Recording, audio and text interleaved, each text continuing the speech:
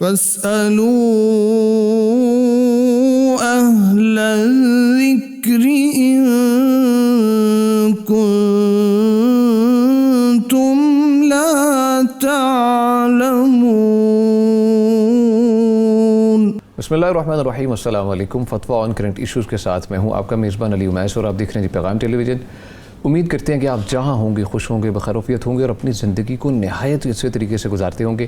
حسب معمول پیر اور جمعرات کو آپ کی خدمت میں حاضر ہوتے ہیں آپ کے شرعی مسائل لے کر، اور آپ بھی اس پروگرام میں لائیو کالز کے تھرو شریک ہو سکتے ہیں، اپنے شرعی مسائل کا حل جان سکتے ہیں۔ بہت سے مسائل ایسے ہیں جو آپ گھر میں فیس کر رہے ہیں، اپنی پرسنل زندگی میں فیس کر رہے ہیں، معاشرتی طور پر فیس کر رہے ہیں، یا معاشی طور پر بھی اگر آپ بہت سے ایسے معاملات سے گزر رہے ہیں تو آپ ہمیں کال کر سکتے ہیں، مفتیان کرام سے ان کا حل جان سکتے ہیں اور شریعت کی روشنی میں رہنمائی حاصل کر سکتے ہیں۔ سمپل ہے جی، یو این نمبر آپ کو دیا جاتا ہے، اسکرین پہ مسلسل چلتا رہتا ہے، نوٹ فرمائیے 042111700000 یعنی 042117000000۔ اس کے علاوہ آپ ہمیں یوٹیوب پہ جوائن کر سکتے ہیں، پیغام ٹی وی لائیو سرچ کیجیے اور یوٹیوب کے کمنٹ سیکشن میں میرے سوالات لکھیے، مفتیان کرام سے ان کے جوابات بھی انشاءاللہ آپ کو لائیو اسٹریم کے دوران مہیا کیے جائیں گے۔ ایز ویل ایز آپ ہمیں واٹس ایپ پہ ریچ کر سکتے ہیں، نمبر نوٹ فرما لیجیے 0321565200 یعنی 0321565200۔ پروگرام آغاز کرنے سے پہلے کچھ ایک دل کی بات ہے جو آپ سے کرنی ہے۔ قرآن مجید پڑھ رہے تھے تو اس کے اندر ایک آیت سامنے سے گزری، فرمانے باری تعالیٰ ہے کہ اللہ کا رنگ اختیار کرو، اور آگے جو اگلا حصہ آیت کا وہ جی کون سا رنگ ہے جو سب سے بہتر ہے، وہ بے شک اللہ کا رنگ ہے۔ اللہ کا رنگ جو اختیار کرتا ہے، دنیا آج کل بہت سے رنگ اختیار کر چکی ہے، دنیا داری کا رنگ ہے، دولت کا رنگ ہے، پیسے کا رنگ ہے، حسن کا جو آپ کو کہتے ہیں بہت زیادہ فیشن انڈسٹری ہے اس کا رنگ ہے۔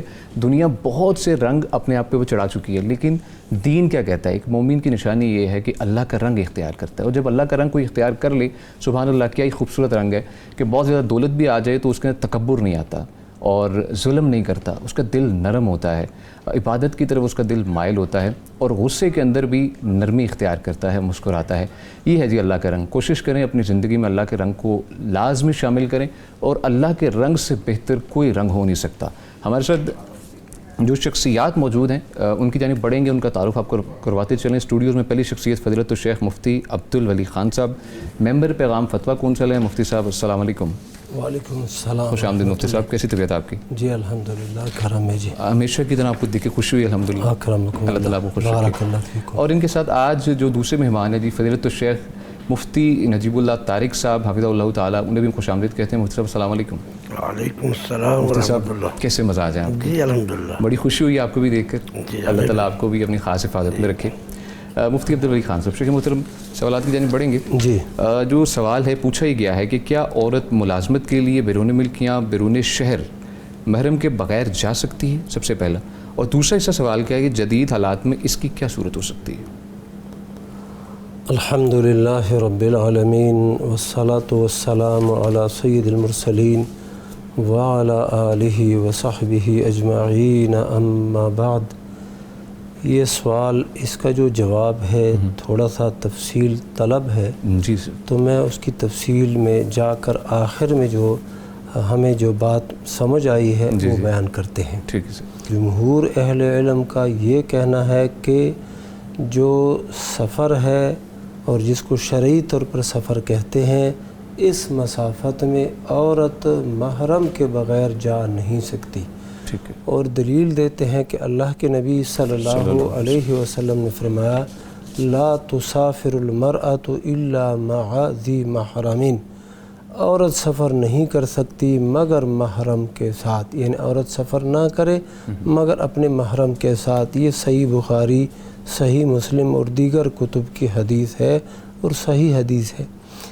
جبکہ بعض اہل علم وہ یہ بیان فرماتے ہیں، جیسے کہ حسن بصری رحمہ اللہ، امام شافعی رحمہ اللہ، ان کا قول یہ ہے کہ اگر سفر طاعت ہے، یعنی حج کا سفر ہے، عمرے کا سفر ہے، تو حج اور عمرے کے لیے عورت محرم کے بغیر جا سکتی ہے، اور شرط یہ ہے کہ یہ رفقۃ مأمونۃ، یعنی ایک جماعت ہو، قابل اعتماد جماعت، وہ جماعت عورتوں کی ہو یا وہ جماعت مردوں کی ہو، تو اس صورت میں عورت عمرے کے لیے اور حج کے لیے جا سکتی ہے، اور اس کی دلیل وہ یہ دیتے ہیں کہ امہات المؤمنین وہ حج پہ گئی ہیں عمر رضی اللہ تعالیٰ عنہ کے زمانے میں اس حال میں کہ ان کے پاس کوئی محرم نہیں تھا. عثمان رضی اللہ تعالیٰ عنہ اور عبد الرحمن ابن عوف رضی اللہ تعالیٰ عنہ ان کی نگرانی تھی اور ان کی نگرانی میں یہ قافلہ گیا تھا. ان میں ام المؤمنین عائشہ صدیقہ رضی اللہ تعالیٰ عنہ بھی تھی. اور اسی طرح ایک اور دلیل بھی دیتے ہیں کہ وہ بھی بخاری شریف کی حدیث ہے اور مسلم شریف میں بھی آئی ہے کہ نبی صلی اللہ علیہ وسلم نے ایک صحابی عدی رضی اللہ عنہ سے کہا کہ ایک عورت جائے گی حیرہ سے، عراق کے حیرہ سے اکیلے جائے گی، لا زوج معہا، اس کے ساتھ اس کا خاوند بھی نہیں ہوگا، اور وہ جائے گی اور بیت اللہ کا طواف کرے گی اور اللہ کے سوا کسی اور سے اسے خوف نہیں ہوگا. حافظ ابن حجر رحمہ اللہ فرماتے ہیں کہ یہاں پر یہ اگرچہ ایک پیش گوئی ہے، اور بعض اہل علم فرماتے ہیں کہ پیش گوئی دلیل کے طور پر آپ اسے نہیں لے سکتے، لیکن یہاں پر اللہ کے نبی صلی اللہ علیہ وسلم ایک مدح اور ستائش کی جگہ میں اس کو بیان فرما رہے ہیں، تو اس کا مطلب یہ ہے کہ ایسا کرنا درست ہے. اچھا ٹھیک ہے سر. ہمارے ایک اور بہت بڑے عالم گزرے ہیں 8ویں صدی ہجری کے بہت بڑے شیخ الاسلام ابن تیمیہ رحمہ اللہ. وہ کہتے ہیں کہ یہ عورت جو ہے بغیر محرم کے سفر پہ نکل سکتی ہے، سفر پہ جا سکتی ہے محرم کے بغیر بھی، جو بھی سفر گناہ کا سفر نہیں ہے. جو بھی گناہ کا سفر نہیں ہے تو اس سفر میں وہ جا سکتی ہے، اس حال میں کہ امن ہو اور اس پر نہ ایسا کوئی خطرہ اور اندیشہ نہ ہو. یعنی وہ حج یا عمرے کی قید نہیں لگاتے، عام سفر کی بھی وہ اجازت دیتے ہیں، اس شرط کے ساتھ کہ خطرات اور مسائل نہ ہو. اچھا، اہل علم جو متاخرین ہے وہ یہ بتاتے ہیں کہ اللہ کے نبی صلی اللہ علیہ وسلم نے جو بات بیان فرمائی ہے کہ عورت محرم کے بغیر سفر نہ کرے، وہ ان حالات کو مد نظر رکھ کے یہ بات بیان فرمائی گئی تھی کہ قافلے ہیں، جنگل ہے اور بیابان ہے اور کیسے کیسے حالات ہیں. اب ایک عورت تنہا جا رہی ہے تو اس کے لیے 100 مسائل پیدا ہو سکتے ہیں، تو فرمایا محرم ساتھ جائے. اب جو حالات ہیں کہ ہوائی جہاز کے ذریعے سے سفر ہے یا بسوں کے ذریعے سے سفر ہے، تو وہ کہتے ہیں یہ اسفار ان احادیث کا مصداق نہیں ہے. لہذا جب امن ہے اور اسی طرح کوئی خطرہ اور اندیشہ نہیں ہے تو عورت مثلا اسلام آباد سے بس میں بیٹھ جاتی ہے، کمپنی کی بس ہے اور وہ جاتی ہے لاہور یا ملتان یا کراچی، تو وہ کہتے ہیں یہ جو ہے نا یہ سفر جائز ہے. یا مثلا ہوائی جہاز میں بیٹھ کے اس نے سعودیہ جانا ہے یا کسی اور ملک جانا ہے جہاں پر اس کے لیے جانا جائز ہے، تو وہ پھر کہتے ہیں جا سکتی ہے. تو اس فتوے میں نا ایک آسانی والا پہلو موجود ہے، اور اس آسانی والے پہلو کی روح سے گنجائش نکل آتی ہے. باقی اگر کوئی بندہ وہ پہلے موقع پر عمل کرتا ہے اور اپنے لیے، یعنی یہ نہیں ہے کہ میں تو فتویٰ دے دوں دوسرے لوگوں کے لیے کہ آپ نہیں جا سکتے، لیکن خود پھر عمل کروں کہ امام شافعی رحمہ اللہ نے فرمایا ہے، حسن بصری رحمہ اللہ نے فرمایا ہے، یا دوسرے اہل علم کے فتاوی جات کو مد نظر رکھ کے خود اس پہ عمل کروں. مفتی کے لیے یہ جائز نہیں ہے کہ لوگوں کے لیے تو سختی پیدا کرے اور اپنے لیے آسانی. ہاں، اپنے لیے سختی پیدا کرو، کہو کہ یار میری بیوی بہن بیٹی یہ محرم کے بغیر نہیں جائے گی، اپنے لیے اپنے دل میں یہی فیصلہ کرو اور اسی پر عمل کرو. جو امت ہے اس کے لیے اگر کوئی گنجائش نکلتی ہے تو وہ اگر بندہ اس پہ عمل کرے انشاءاللہ مجرم گناہگار نہیں ہے. اور مسائل جو پیش آتے ہیں ہم نے جو دیکھا ہے، وہ ایک عورت اپنے کھیتوں میں جاتی ہے، غنڈے آتے ہیں اور اس کے ساتھ ظلم کر جاتے ہیں. اپنے گلی میں جا رہی ہوتی ہے اور اپنے رشتہ دار چاچو وغیرہ کے گھر یا اسکول سے آ رہی ہے جا رہی ہے، اس کو تنگ کرتے ہیں، تو یہ مسائل تو یہاں پر پیش آتے ہیں. جبکہ ہوائی جہاز میں آتے جاتے وقت ایئرپورٹ پر اس طرح ہم نے ایسے کوئی حادثے کے بارے میں نہیں سنا. ٹھیک ہے، شکریہ. پروفیسر صاحب آپ کی جانب بڑھیں گے. جی، سوال پوچھا یہ گیا ہے کہ قرآن مجید میں ہے کہ نشے کی حالت میں نماز کے قریب نہیں جانا، تو حدیث میں ہے کہ نشہ کرنے والی کی 40 دن نماز نہیں ہوتی. تو اس میں کیا ہوگا کہ قرآن مجید میں کیونکہ نشے کی حالت کا ذکر ہے اور اس کے نزدیک بھی جانا حرام ہے، تو اس حوالے سے آدمی نماز پڑھ سکتا ہے یا کہ نشہ ختم ہونے کے بعد 40 دن تک ویٹ کرے گا پھر نماز پڑھے گا؟ ان دونوں میں سے حکم کون سا اختیار کرنا ہے؟ بسم اللہ الرحمن. جو مجھے سمجھ آیا نا، یہ نبی علیہ السلام کا اسلوب ہے، اسلوب ہے نبی علیہ السلام کا.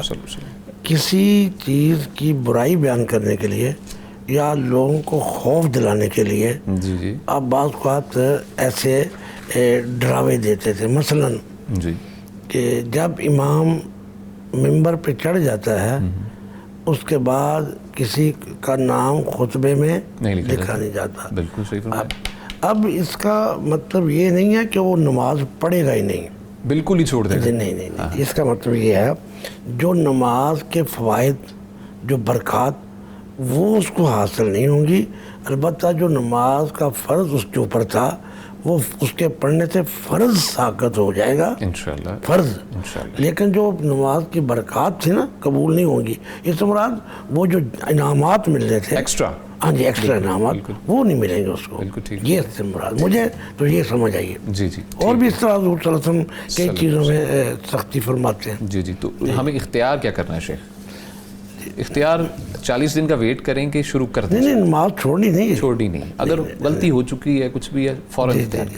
البتہ ایک یہ ہے کہ جس وقت آدمی حالت نشہ میں ہو، جی اس کو ہوش ہی نہ ہو، اچھا، تو اس وقت نشے تو دور کی بات ہے، نیند کی حالت میں بھی نہیں پڑھنی چاہیے. جب انسان کو مطلب جس آدمی کو پتہ نہیں چل رہا میں کیا پڑھ رہا ہوں، اس وقت اس کو نہیں پڑھنی چاہیے.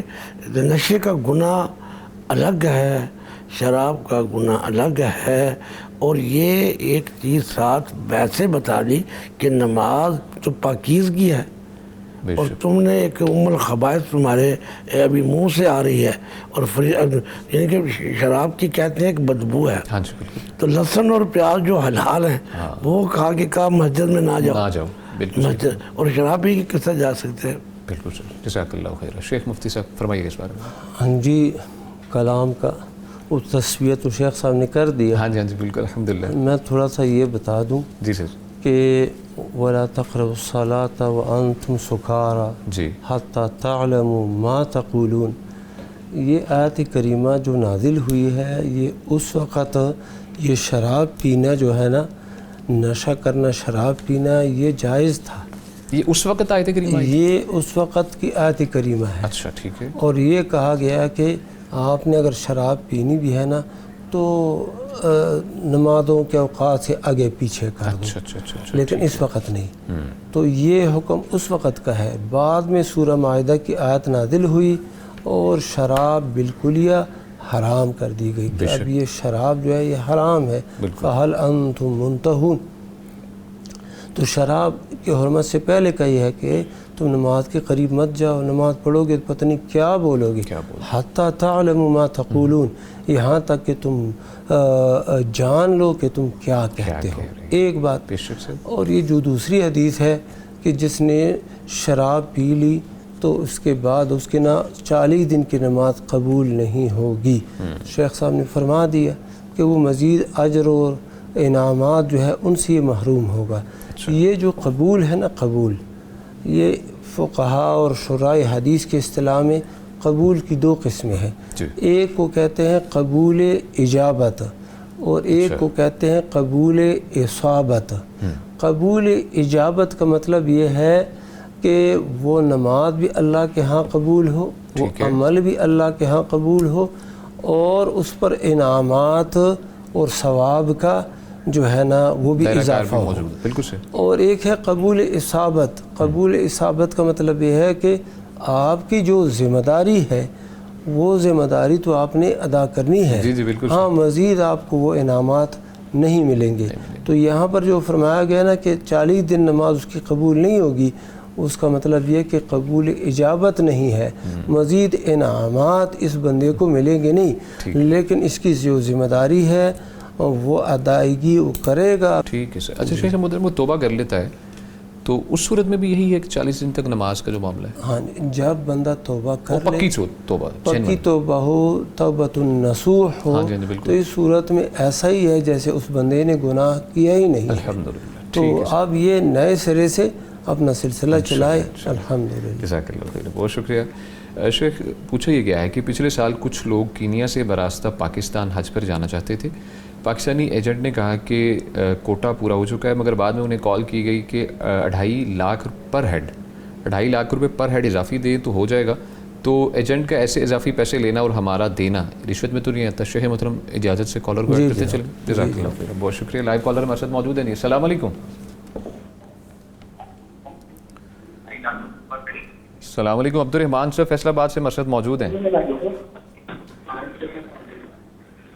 عبدالرحمان صاحب سن پا رہے ہیں آپ ہمیں؟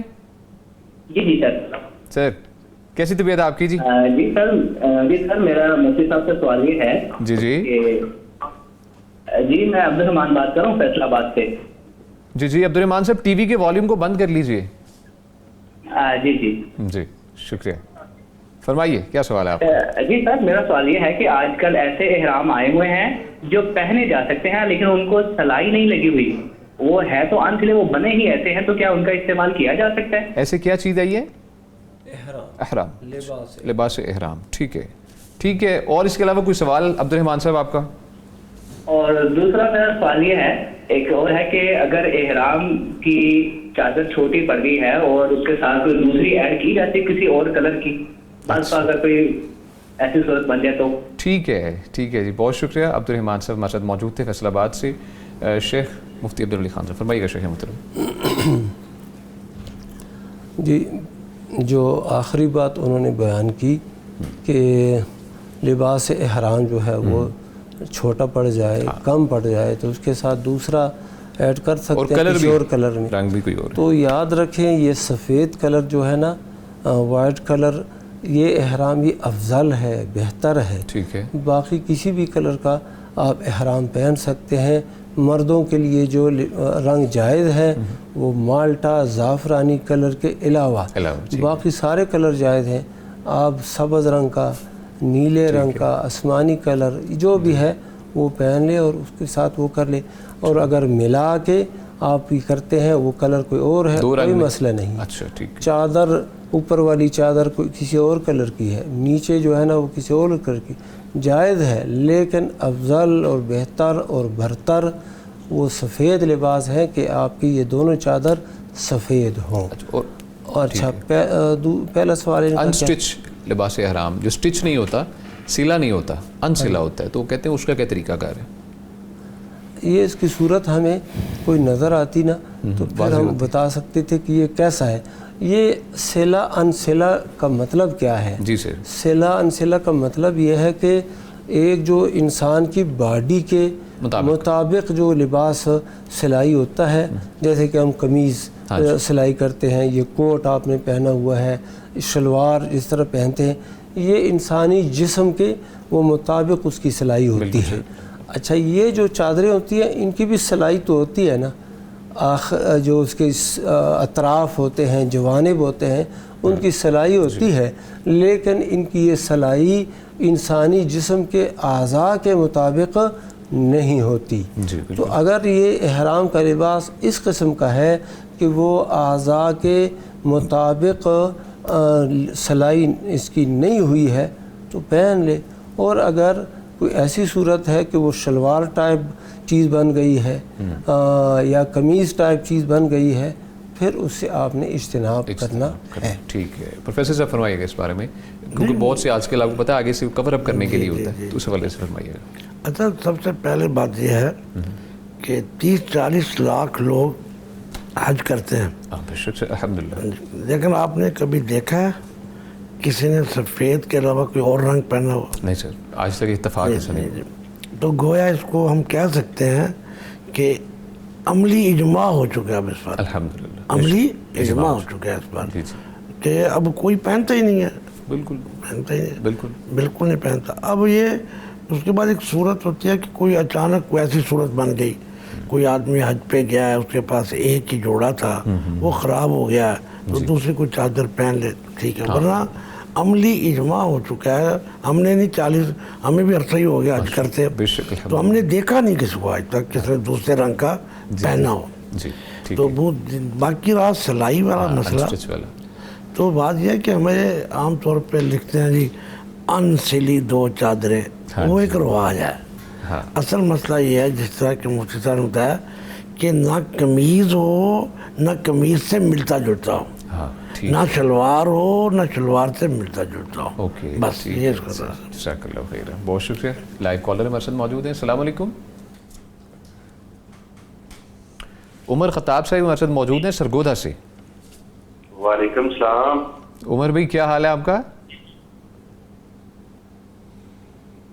عمر صاحب سن پا رہے ہیں آپ ہمیں؟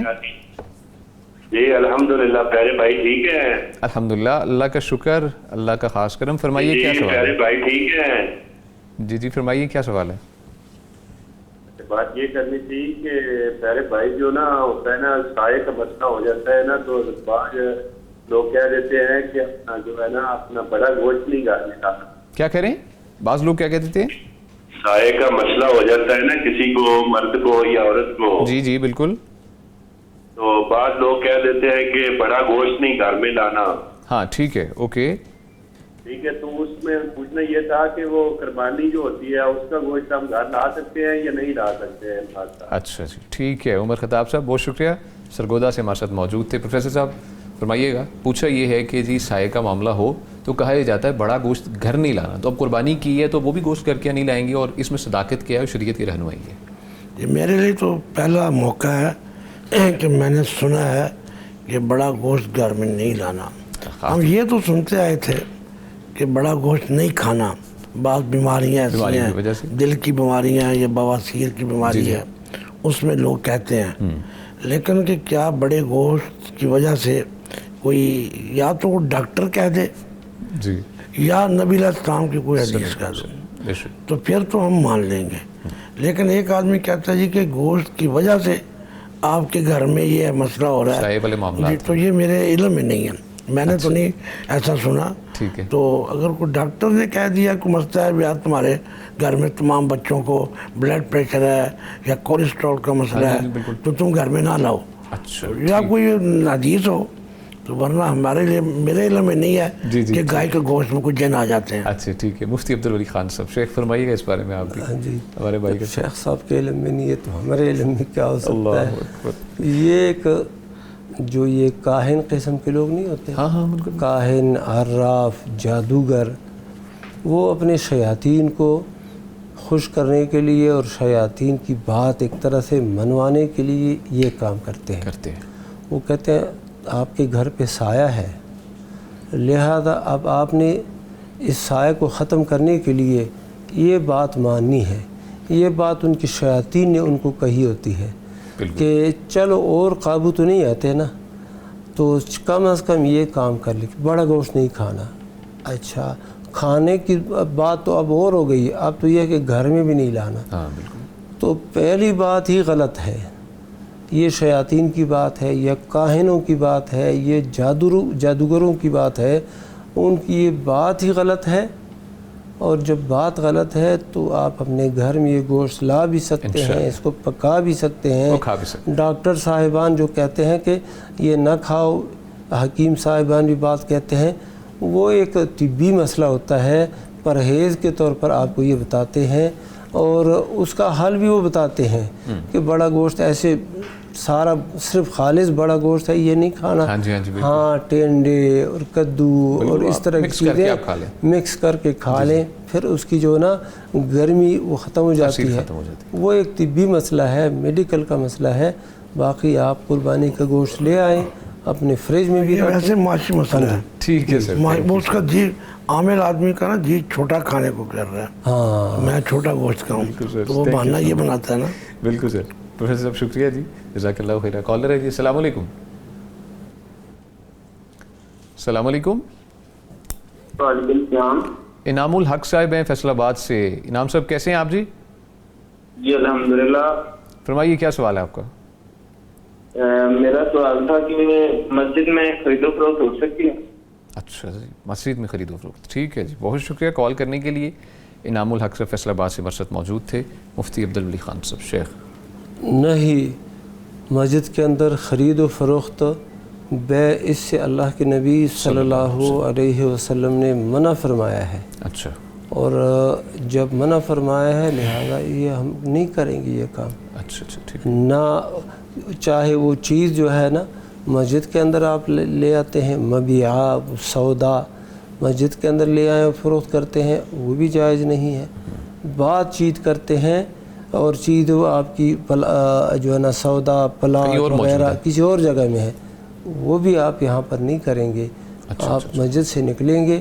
مساجد جو ہے نا ان چیزوں کے لیے بنی نہیں ہے. سر اس کے اندر تو بہت پھر معاملہ, کیونکہ نارملی لوگ اس کو تصور ہی نہیں کرتے, اور یہ خاص طور پر جگہ کے معاملہ, جی وہ جگہ ہمارے پاس ہے, وہ یہاں پر موجود ہے, اچھا وہاں سے ایسے ہو جائے گا, انہیں کوئی خاص ٹائم لگتا ہے نماز کے بعد ہی ملتا ہے, تو پھر ان کے لیے کیا وعید ہے؟ ان کو کہتے ذرا باہر نکل جائے, کوئی پاس ارد گرد بیٹھا بھی شخص بول دے. جیسے سمجھدار لوگ ہوتے ہیں, کوئی بیگ کی بات ہی ہوتی ہے تو وہ کہہ دیتے ہیں یار مسجد ہے ذرا باہر چلے جائیں. ٹھیک ہے سر.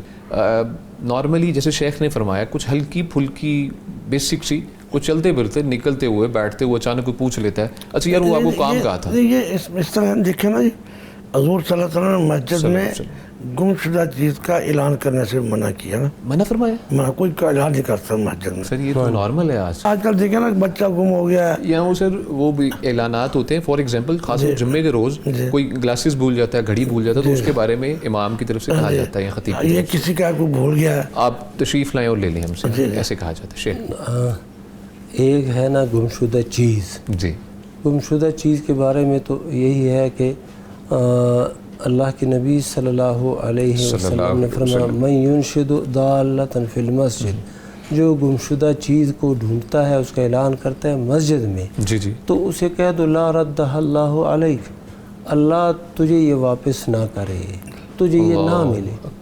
اچھا. اور بیع کے بارے میں بھی یہی ہے کہ جب تم کسی کو دیکھو یبیع او یبتاع, تو اسے کہہ دو لا اربح اللہ تجارتک. اچھا ایک بات ہوگی. جی جی بالکل. تو چیزوں کا اعلان یہ تو نہیں ہے. ایک ہے نا آپ خود ڈھونڈ رہے ہیں, اعلان نہیں کر رہے, آپ جہاں پر آپ بیٹھے ہوئے تھے وہاں پر جا کے اپنی اینک گھڑی وغیرہ یہ ڈھونڈ رہے ہیں, ڈھونڈ لیں. وہاں پر مولوی صاحب امام صاحب جو ہے ان سے جا کے آپ پوچھتے ہیں تو یہ ٹھیک ہے. آپ کو کسی نے کوئی چیز گھڑی, یہ اعلان نہیں ہے. جی سر ٹھیک ہے. اچھا, اور رہ گئی بات بچہ ہے وہ گم ہو جائے, انسان ہے وہ گم ہو جائے, جنازہ ہے اس کا اعلان کرنا ہے, یہ اس کا اعلان بالکل جائز ہے, کیونکہ ضالہ جو ہے نا اس کا اطلاق انسان پہ نہیں ہوتا, گمشدہ چیز پہ ہوتا ہے, انسان پہ نہیں ہوتا. لہٰذا جب بچہ گم ہو جائے اس کا اعلان کر دو مسجد میں, اور اس کے اندر کوئی پس و پیش نہیں ہونی چاہیے. بندہ گم ہو جائے, اور جنازے کا اعلان تو اللہ کے نبی صلی اللہ علیہ وسلم نے خود کیا ہے. اور محلے والے اگر گمشدہ چیزوں کے لیے اعلان کرنا چاہتے ہیں تو عام چیزیں جو گم ہو جاتی ہیں وہ مسجد سے باہر کسی کوئی چبوترا بنائے اور وہاں پر لاؤڈ اسپیکر لگا کے. شیخ یہ نارمل نہیں ہے, بہت کم ہے, لیکن ہوتا یہ ہے, کالر بھی ہیں ویٹ کر رہے ہیں, میں اختصار کرنا چاہوں گا. کوئی چیز گمی ملتی ہے کسی کو, وہ امام مسجد تک پہنچا دیتا ہے کہ یہ پتہ نہیں کس کی ہے, تو وہ کہتے ہیں کہ چلیے کسی کا بھلا ہو جائے, اعلان وہاں پر کر دے اگر کسی بھائی کی کوئی چیز گمی ہے فلاں فلاں چیز ہے تو میرے سے آگے لے لے, ایسا کہا جاتا ہے. وہ دوسری, یہ دوسری قسم ہے. ہاں جی, یہ دوسری ہے. یہ کر سکتے ہیں کہ میری فلاں چیز گم ہو گئی ہے, جی اور کسی کو ملی ہے تو بتا دیں. یہ نہیں, یہ ہے کہ کوئی چیز گم ہو گئی ہے, ہمیں ملی ہے, آ کے لے جائے. ہاں یہ کر سکتے ہیں. یہ ٹھیک ہے شیخ, جزاک اللہ. کالر ہیں جی, السلام علیکم.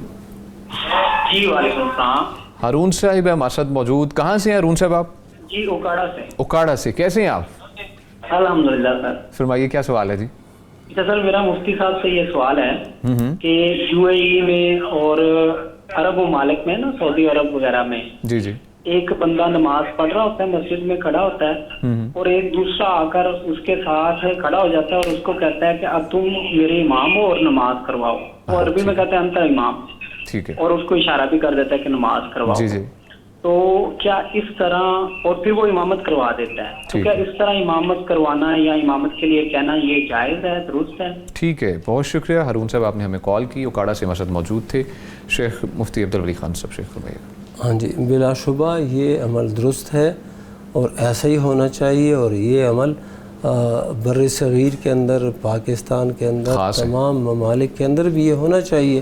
ایک مسلمان کھڑا ہے، وہ نماز پڑھ رہا ہے، اب یہ بھی وہی فرض نماز پڑھنی ہے اس نے، بالکل، تو یہ جماعت کے ساتھ پڑھے، جا کے اس کے کندھے پہ ہاتھ رکھے کہ انت امام، یہ کہنے کی ضرورت ہے بھی نہیں. یہ رواج اتنا ہونا چاہیے کہ لوگوں کو فوراً ہی پتہ علم ہو اس کے بارے میں، بالکل، کہ وہ آ گیا میرے ساتھ کھڑا ہو گیا، اب میں اس کا امام بن چکا ہوں. بالکل صحیح. اچھا، اگر کہہ بھی دیا جائے کہ بھائی میں جماعت میں شامل ہو گئے ہوں، آپ نماز پڑھائیں، کوئی حرج نہیں ہے.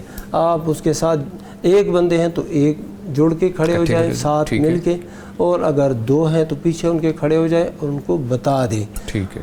اللہ کے نبی صلی اللہ علیہ وسلم رات کی نماز پڑھ رہے تھے اپنے گھر کے اندر، تہجد کی نماز، اور عبداللہ ابن عباس رضی اللہ تعالیٰ عنہما وہ اٹھے، انہوں نے بھی وضو کیا. پھر ابھی وہ بچے ہی تھے تو وہ نبی صلی اللہ علیہ وسلم کے بائیں طرف کھڑے ہو گئے. حالانکہ جو مقتدی ہوتا ہے اور ایک مقتدی ہے تو اس نے کہاں پہ کھڑا ہونا ہے؟ دائیں طرف. تو بائیں طرف کھڑے ہو گئے. نبی صلی اللہ علیہ وسلم نے اسے پکڑا، پیچھے سے کر کے دائیں طرف اسے کھڑا کیا. تو وہ پہلے نبی صلی اللہ علیہ وسلم نماز شروع کی ہوئی تھی، یہ بعد میں آئے. تو یہ طریقہ بالکل درست ہے اور اچھا طریقہ ہے، کوئی خرابی اس کے اندر نہیں ہے. بہت شکریہ مفتی صاحب. پروفیسر صاحب فرمائیے گا اس بارے میں. بس اس میں بعض لوگ ہیں نا جی، جی، وہ کچھ ہیج پیچ نکالتے ہیں. اچھا سر، وہ کہتے ہیں جی نماز با جماعت کے لیے اذان اور اقامت ضروری ہے. بعض لوگ کہتے ہیں جی کہ نبی علیہ السلام کے جو واقعات آتے ہیں نا، وہ فرض نماز کا نہیں کوئی آتا. اچھا، نفلوں کے آتے ہیں، اور نفلوں میں نہ اذان ہوتی ہے نہ اقامت ہوتی ہے. اچھا، فرض نماز کا یہ بات تو مفتی صاحب جی ٹھیک ہے جی، جو مسئلہ نے بتایا ٹھیک ہے. بعض لوگ جو ہے نا ہمارے، وہ کہتے ہیں نہیں یہ کیسی جماعت ہو رہی ہے جی جس میں اقامت ہی نہیں ہوئی، اذان بھی نہیں ہوئی. تو کہتے ہیں نماز با جماعت کے لیے اذان اور اقامت ضروری ہے. تو وہ کہتے ہیں لیکن مسئلہ مفتی صاحب والا ٹھیک ہے. ٹھیک ہے سر، تھینک یو سو مچ، بہت شکریہ. ناظرین کرام، یہاں پر ایک وقفہ ہے، ہمارے ساتھ رہیے گا. انشاءاللہ بریک کے بعد آپ کے بہت سے سوالات ہیں، مفتیان کرام کے ساتھ رکھیں گے. السلام علیکم. فاسألوا أهل الذكر إن كنتم لا تعلمون. فاسألوا أهل الذكر إن كنتم لا تعلمون. ویلکم بیک جی. گفتگو کا سلسلہ آگے بڑھائیں گے، لیکن اس سے پہلے آپ کو ریمائنڈر کرواتے چلیں اس پروگرام میں آپ لائیو کالز کے تھرو شریک ہو سکتے ہیں. آپ نے کرنا کیا ہے جی، پیغام ٹیلی ویژن کی جانب سے دیے گئے UAR نمبر پہ آپ نے کال کرنی ہے. نمبر نوٹ فرما لیجیے 0421170000 یعنی 04211700000. اس کے علاوہ آپ ہمیں یوٹیوب پہ جوائن کر سکتے ہیں، پیغام ٹی وی لائیو سرچ کیجیے اور لائیو سٹریم کے کمنٹ سیکشن میں اپنے سوالات لکھیے مفتیان کرام سے.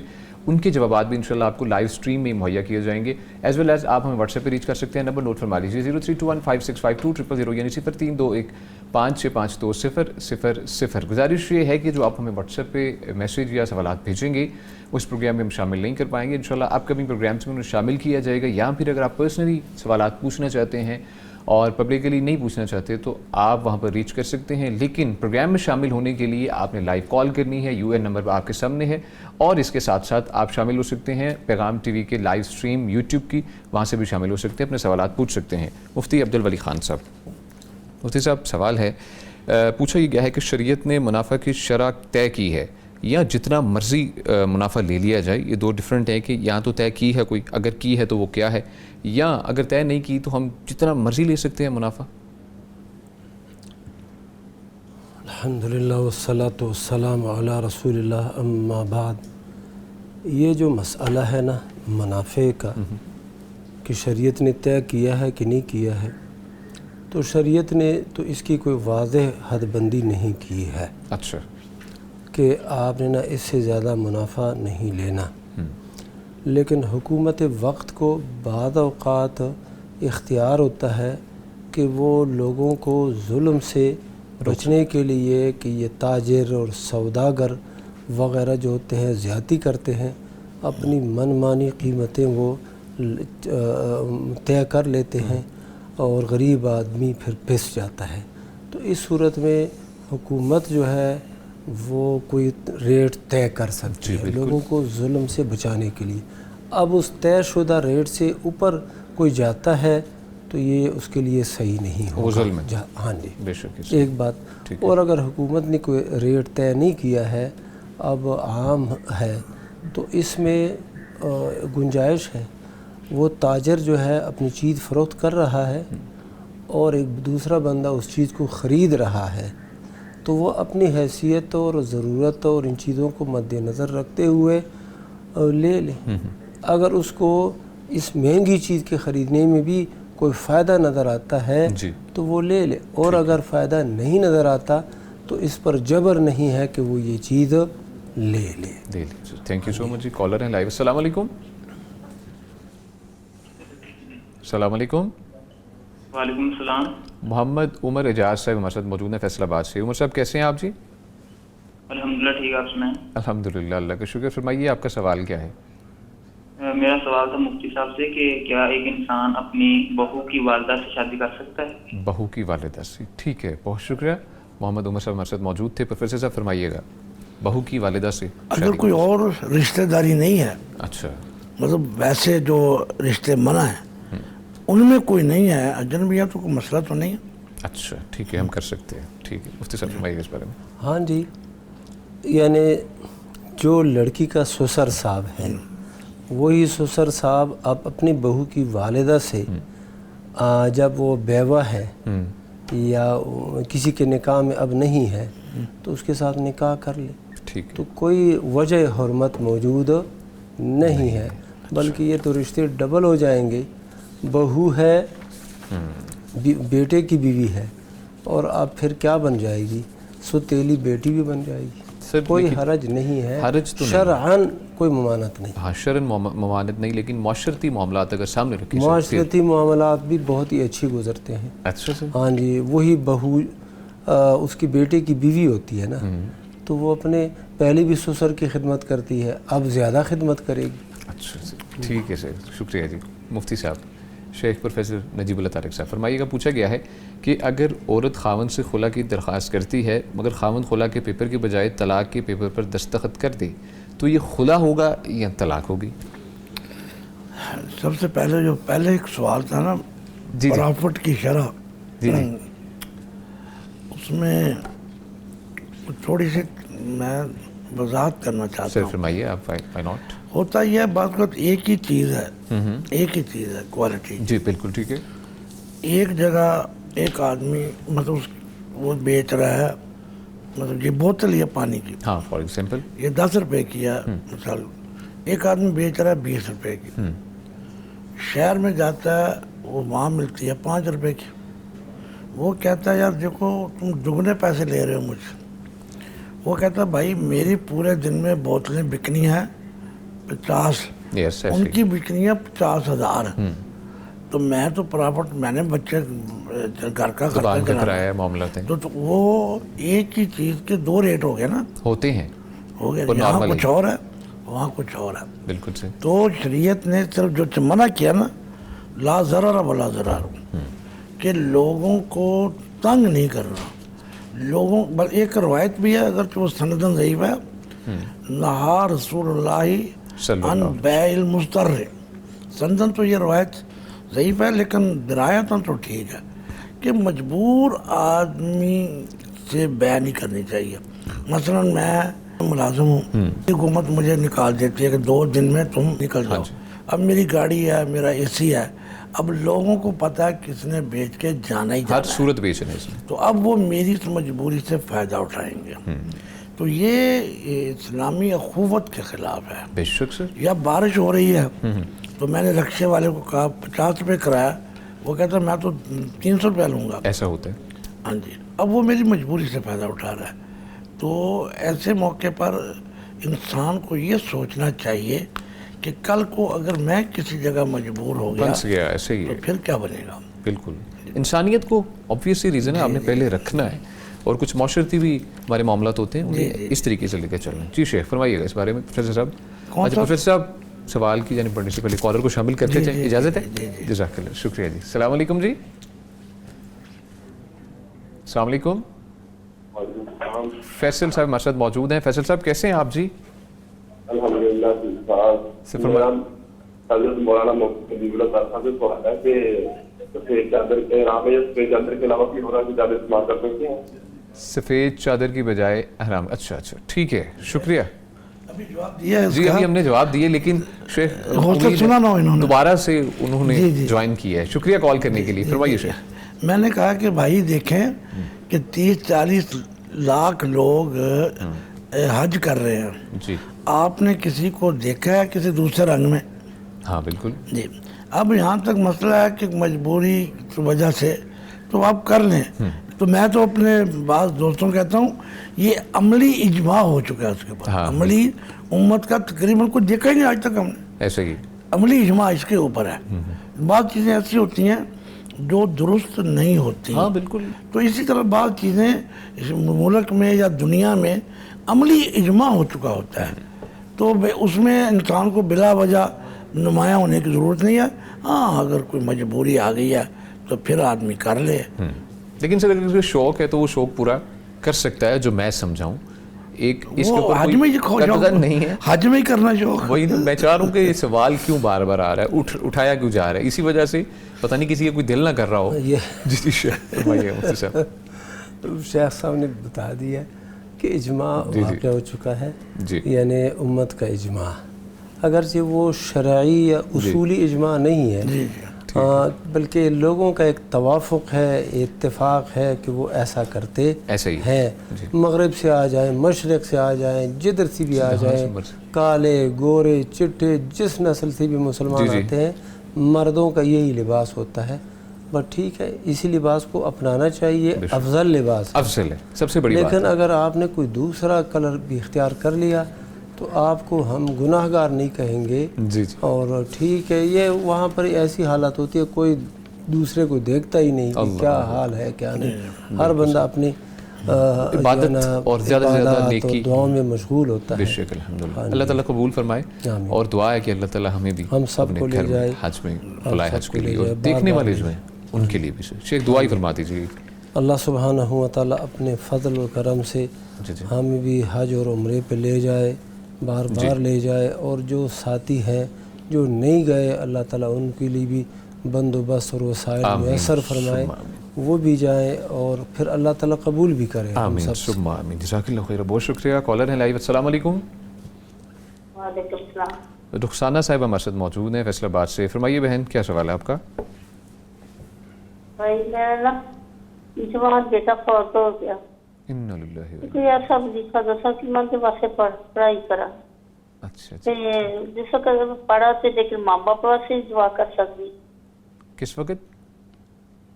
ہاں جی, آپ نے دوسرا جو سوال پوچھا وہ فرمائیے گا. ایسا کہ جس وقت پڑھائی کری تو آپ ماں باپ واسطے بھی کر سکتی. والدین کے لیے بھی. ٹھیک ہے, شکریہ کال کرنے کے لیے. رخسانہ صاحب ہمارے ساتھ موجود تھی فیصل آباد سے. شیخ مفتی عبدالعلی خان سے فرمائیے اس بارے. شیخ صاحب بتائیں. پروفیسر صاحب فرمائیے اس بارے. بس وہ سوال اوپر آ رہا ہے کہ میرا جوان بیٹا فوت ہو چکا ہے, اس حوالے سے دعا کہہ رہی ہیں, کوئی ایسا وظیفہ بتا دیں.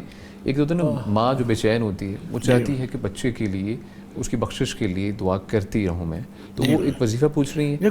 کوئی بھی دعا کریں اللہ تعالیٰ سے کہ یا اللہ مجھے, اردو میں کریں یا اللہ مجھے صبر عطا فرما, یا اللہ اس بچے کو میرے لیے آخرت میں میری نجات کا ذریعہ بنا, میں صبر کرتی ہوں تیری رضا پہ. صبر جو نبی علیہ السلام نے حضرت ابراہیم اپنے بیٹے کی وفات پہ کہا تھا کہ ہم رب تیری رضا پہ راضی ہیں اور ہم کچھ نہیں کہیں گے جو ہمارے رب کو ناگوار گزرے. تو یہ اللہ کی رضا پہ راضی رہیں, یہی سب سے بڑا آپ کے لیے اجر کا باعث ہے. صدمہ بہت بڑا ہے, بے شک تو صبر کریں گے تو اجر بھی بہت بڑا ہے. اور والدین کے لیے دعا پوچھ رہی تھی جی. ماں باپ کے لیے وہ کر سکتے ہیں ساتھ میں اور کیا کریں؟ مطلب میں نہیں سمجھا ماں باپ والدین یہ ہماری جو بہن پوچھ رہی ہیں اپنے والدین کے لیے بھی دعا کرنا. ہاں وہ تو ہے رب رحمہ کما رب جان صغیرہ وہ تو ہے رب. مفتی صاحب شیخ صاحب نے بتا دی بیٹے کے لیے اللہم اغفر لہو اللہم ارحمہ اللہم عافی واعف عنہ واکرم نزلہ ووسع مدخلہ. یہ عربی کی دعا ہے. تو آپ اردو میں کہیں اپنی پنجابی زبان میں کہیں کہ اللہ انہوں معاف کر دے انہوں جنت عطا فرما دے اللہ منو صبر دے. تو اس طرح دعائیں مانگتے جائیں اللہ تعالیٰ قبول فرماتا ہے اور اسی سے ہی صبر ہے.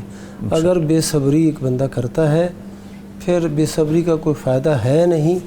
اور وہ ایک عورت تھی اپنے بیٹے کے قبر کے پاس بیٹھی ہوئی تھی. اچھا. تو اللہ کے نبی صلی اللہ علیہ وسلم نے اسے کہا کہ صبر کر اے خاتون. تو اس نے کہا آپ کو جو مصیبت مجھے پہنچی ہے وہ آپ کو نہیں پہنچی اس لیے آپ کہہ رہے ہیں کہ صبر کرو. اس نے پہچانا نہیں. نبی صلی اللہ علیہ وسلم نے دیکھو یعنی یہ کہ یہ کیا کر رہی ہو میں تجھے روک رہا ہوں اور تم روکتی نہیں ہو یہ کیا مسئلہ ہے. تو ایسا نہیں اللہ کے نبی نے فرمایا یہ مصیبت زدہ ہے غم کی حالت میں ہے اب اس میں مزید اس کی بات کرنا وہ فائدہ نہیں ہے. وہ چلے گئے. بعد میں کسی نے کہا کہ پہچانا ہے یہ اللہ کے نبی صلی اللہ علیہ وسلم تھے. وہ عورت وہیں پر چلی گئی اور سیدھا اللہ کے نبی صلی اللہ علیہ وسلم کے گھر میں وہاں پر کوئی دربان نہیں کوئی رکاوٹ نہیں کوئی روکنے والا نہیں سیدھا گھر کے اندر داخل ہوئی. تو کہا کہ میں نے آپ کو پہچانا نہیں تھا تو اب میں صبر کرتی ہوں. اللہ کے نبی صلی اللہ علیہ وسلم نے فرمایا انما الصبر عند الصدمۃ الاولیٰ. یہ جو صدمہ اولیٰ ہے نا یعنی صدمے کی شروع میں بندہ صبر کرے اس صبر کا بہت اجر ہے. بعد میں تو بندہ صبر کر ہی لیتا ہے. ہاں جی صبر ہوئی. دوسری بات قرآن میں ہے اذا اصابتهم مصیبہ قالوا انا للہ و انا الیہ راجعون. بہترین ہے. بے شک سر جزاک اللہ خیر. بہت شکریہ. کالر ہیں انہیں شامل کرتے ہیں. جی السلام علیکم. وعلیکم السلام. ام سیف خان صاحب ہمارے ساتھ موجود ہیں. بہن کیا سوال ہے آپ کا؟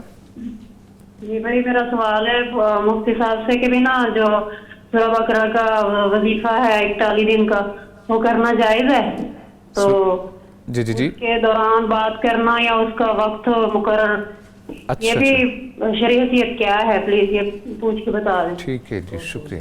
سورہ بقرہ 41 دن پڑھنا وہ وظیفہ ویلڈ حدیث سے یہ پوچھا انہوں نے اور پوچھا اگر پڑھنی ہے تو ترتیب کیا ہے کتنی پڑھنی ہے اس دوران خاموشی سے بیٹھنا ہے کیا کرنا ہے ترتیب کیا ہے؟ جی میرے علم کے مطابق تو حدیث میں کہیں یہ نہیں آیا ہے کہ آپ نے سورہ بقرہ کو پڑھنا ہے 41 دن.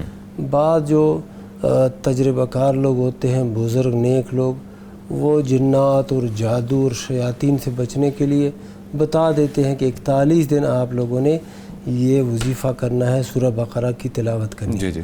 سنت سے یہ ثابت نہیں ہے تو اس کو ہم سنت بھی نہیں سمجھیں گے. باقی پڑھتے ہوئے باتیں کرو کوئی غرض ہے کوئی مقصد ہے اس کے لیے اٹھو کھانا کھانا ہے وہ کھانا کھا لو باقی جو بھی ہے یہ تلاوت ہے نماز نہیں ہے. نماز میں یہ ہے کہ آپ نماز آپ نے شروع کر دی ہے تو اس کے اندر باتیں آپ نہیں کر سکتے کھانا پینا دوسری چیزیں نماز مکمل ہونے کے بعد.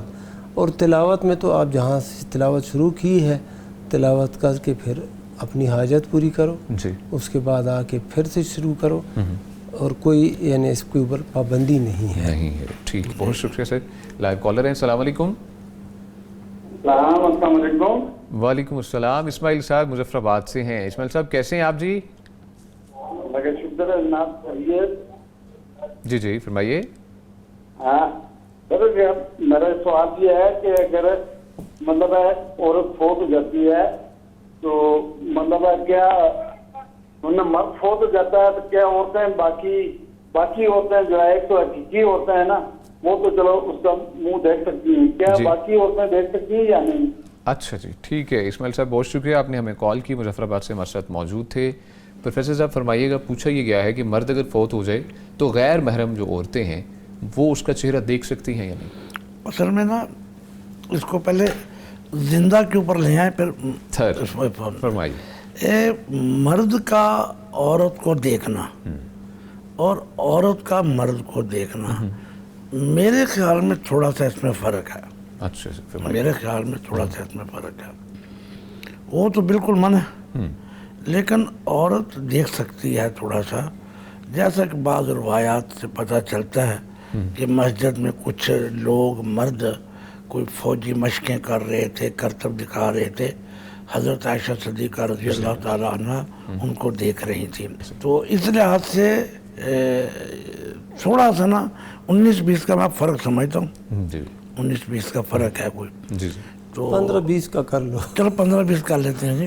اگر دیکھ لیتے ہیں تو کوئی حرج نہیں میرے خیال میں, اس میں کوئی حرج نہیں. ٹھیک ہے ٹھیک ہے. پروفیسر صاحب, مفتی صاحب آپ بھی اس بارے میں رہنمائی فرمائیے. یہ ہمارے بعض اہل علم نے تو یہ کہا ہے کہ مرد زندہ ہے اس کو عورت نہیں دیکھ سکتی, فوت ہو گیا ہے تو اب بھی وہ نہیں دیکھ سکتی. یہ اس طرح کی سختی اور تشدد کا رویہ اختیار کرتے ہیں. حالانکہ دونوں میں فرق ہے, جیسے کہ شیخ صاحب نے فرمایا کہ فرق ہے. اب جب ایک شخص فوت ہو گیا ہے اور ایک عورت دیکھتی ہے تو اس میں فتنے کا کوئی ڈر ہے؟ نہیں سر, بالکل نہیں. وہ کوئی آزمائش یہاں پر پیش آ سکتی ہے؟ نہیں آ سکتی, بلکہ وہ عبرت کے لیے دیکھتے ہیں. ہاں جی, تو اس لیے اگر ایسا ہو جائے کوئی حرج نہیں ہے, انشاءاللہ یہ گنجائش ہے. جب کہ عورت کے اوپر یہ پابندی بھی نہیں ہے. اگر مقصد ایک اور ہے, مثلا تعلیم اور تعلم کا ہے, ایک عورت آتی ہے اللہ کے نبی صلی اللہ علیہ وسلم سے سوال پوچھتی ہے یا کسی اور مسئلے میں سوال پوچھتی ہے, تو یعنی کسی اور شخص سے, اب مرد نے تو برقع نہیں پہنا ہوا, نقاب نہیں کیا ہوا, اس کا چہرہ تو ایسا ہی نظر آتا ہے. بالکل. تو اب جو ہے وہ سوال پوچھتی ہے تو وہ پوچھ سکتی ہے. اور اسی طرح جیسے کہ شیخ صاحب نے بتا دی, ام المومنین عائشہ رضی اللہ عنہا وہ دیکھ رہی تھی, تو ایسا تو دیکھا جا سکتا ہے. ٹھیک ہے سر, ٹھیک ہے. اچھا شیخ, اس کا اگر دوسرا رخ اختیار کیا جائے اس تصویر کا, اس سوال کا, کہ عورت کو مرد دیکھ سکتا ہے فوت کو اگر اس کے محارم میں سے ہے؟ جی بالکل. اس کی بیوی ہے, اس کے محارم میں سے بہن ہے, بیوی ہے, بیٹی ہے. اچھا, اب اس کو تو دیکھ سکتے ہیں. بالکل ٹھیک. لیکن جو ہے کوئی اجنبی عورت اور اس کو بندہ آ کے دیکھتا ہے کہ کیسے, اب یہ جو ہے نا اس کے لیے دیکھنا نہیں صحیح. ٹھیک ہے, دیکھنا اس کے لیے صحیح نہیں ہے. اور شیخ کی بات پروفیسر صاحب کی یہاں پر پھر ذہن میں آ رہی ہے, اس سے پہلے بھی تھوڑا آ جائیں تو اب مرنے سے پہلے بھی اگر بات کی جائے تو دیکھنا وہ بھی غیر محرم ہے تو نہیں صحیح. کیونکہ بہت سے لوگ ہوتے ہیں زندگی میں تو اس کو خیال نہیں رکھتے, لیکن جب فوت ہو جاتے ہیں پھر بہت زیادہ خیال رکھتے ہیں. تو ہمیں اس کے اوپر سوچنا چاہیے اس معاملے پہ. جزاک اللہ خیرہ. شیخ مفتی عبدالولی خان صاحب, شیخ محترم فرمائیے گا, سوال ہے کہ پچھلے سال کچھ لوگ کینیا سے براستہ پاکستان حج پر جانا چاہتے تھے. پاکستانی ایجنٹ نے کہا کہ کوٹا پورا ہو چکا ہے, مگر بعد میں انہیں کال کی گئی کہ 2.5 لاکھ روپے پر ہیڈ اضافی دیں تو ہو جائے گا. تو ایجنٹ ایسے اضافی پیسے لے رہا ہے, تو اس مد میں ہمارا یہ پیسے دینا رشوت میں تو نہیں آتا, اور اس کا لینا بھی شیخ رشوت میں تو نہیں آتا. مزید یہ ہے کہ اس نے اپنا جو طے کیا ہوا معاہدہ تھا اس کی خلاف ورزی کر لی. اچھا, اور پہلے کہہ دیا کہ کوٹا نہیں ہے اور اب کہہ رہا ہے کہ کوٹا ہے, اضافی آپ پیسے ہاں جی, پیسوں کے لیے. یہ بھی وہی جو شیخ صاحب نے بتایا کہ یہ بیع مضطر, کسی کو مجبور کر کے ایسا کرنا, یہ درایتاً یہ صحیح بات نہیں معلوم ہوتی. اور ایسا کرنا یہ جو ایجنٹ تھا اس کے لیے بالکل جائز نہیں تھا. ٹھیک ہے.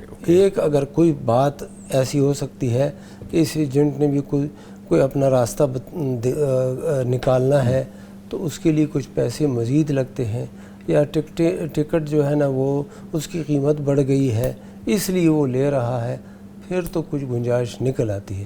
لیکن اگر کچھ بھی نہیں ہے, وہی اسفار ہے, وہی سلسلہ ہے, اور اس کے باوجود یہ مزید پیسے مانگ رہا ہے تو ناجائز کر رہا ہے.